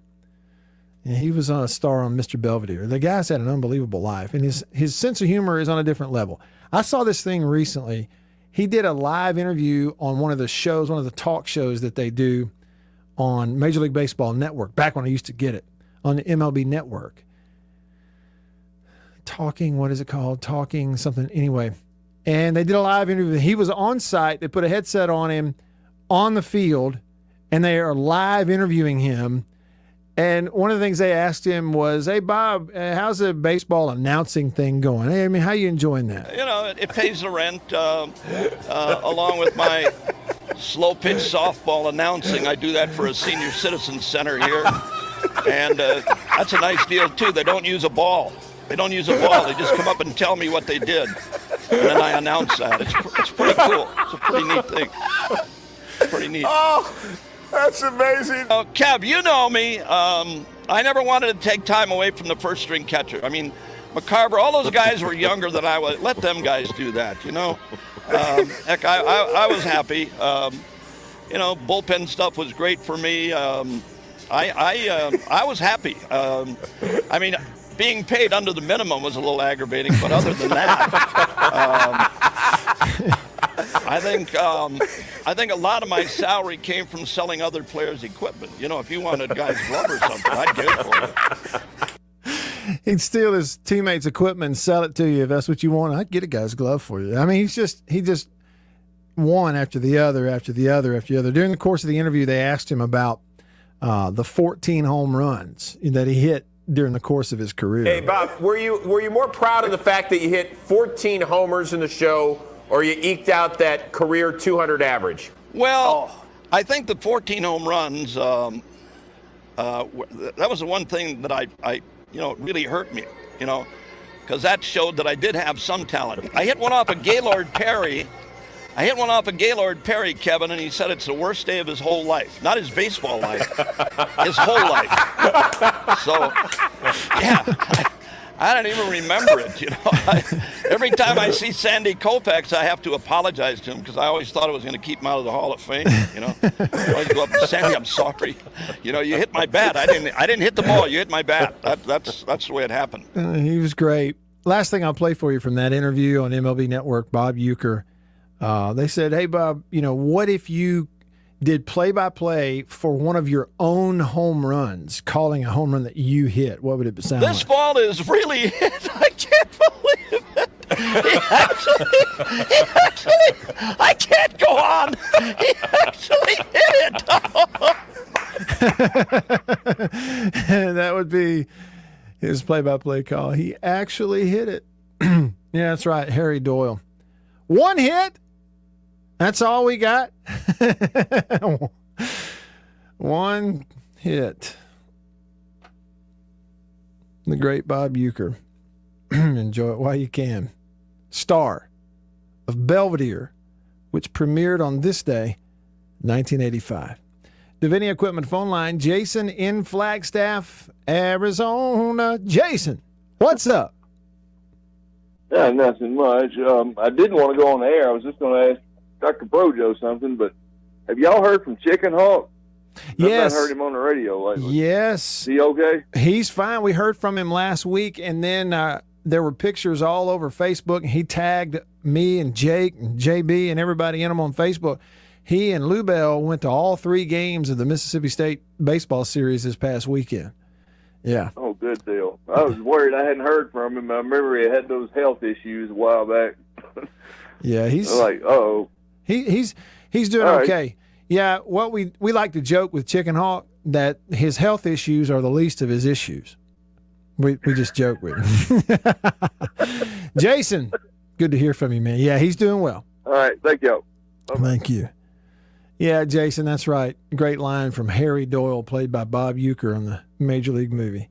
You can't cuss in the air. Who cares? No one's listening anyway. Yeah, that's what Brooks sent today when I was letting him know that the transmitter wasn't working right. Right, yeah. He goes, nobody's listening anyway. Nobody listening. And see, Chris is wrong about that. He's very self-deprecating about, nobody's listening. Well, they have a big audience for that show. People love tuning in to hear Chris and Beaver talk about like Twinkies and wings and, clothes washing habits and sleeveless shirts. It was so funny. Like, I turn it on. They're having this discussion today about the Grand Canyon. Chris and Beaver having this long discussion about the Grand Canyon. And in the middle of it, Beaver says this. This is the line that you could take it out of context and it's still good advice. Yes. Beaver says, you don't want to get in a race with the night. You don't want to get in a race with the night. And then, it's just ubiquitous advice. Just take it anywhere. You don't want to get in a race with the night. And then he followed that up later by saying, especially in desert climates with the coyotes and whatnot. He didn't say coyotes. Yeah. Beaver said coyotes. A guy on the radio, a guy named Beaver wearing a sleeveless shirt gave you the advice. You don't want to get in a race with the night, especially in desert climates, with the coyotes and whatnot. It's like something off Saturday Night Live. Deep thoughts with Beaver. You don't want to get in a race with the night, especially in desert climates, with the coyotes and whatnot. I mean, it ain't any better than that. Listen, y'all, and Jake's got the power to do this because he's there. If they aren't pulling those Beaver quotes out, okay, and clipping them out and putting them to easy listening music and turning it into Deep Thoughts with Beaver, what are we doing around here? What kind of place you running here? I mean, seriously, how lazy are we if we're not doing that? About Mississippi State's basketball team? About the same. No effort. Here he is. I'm going to let him know, man. Mediocre effort. All right. For JB. Good show today, pal. Yeah. Missed you last week. We missed Thursday and Friday. It's great to be back. Great to be back with y'all. Thanks to everybody who texted and called and commented and so on and so forth. And as Beaver would say, and whatnot. See y'all tomorrow.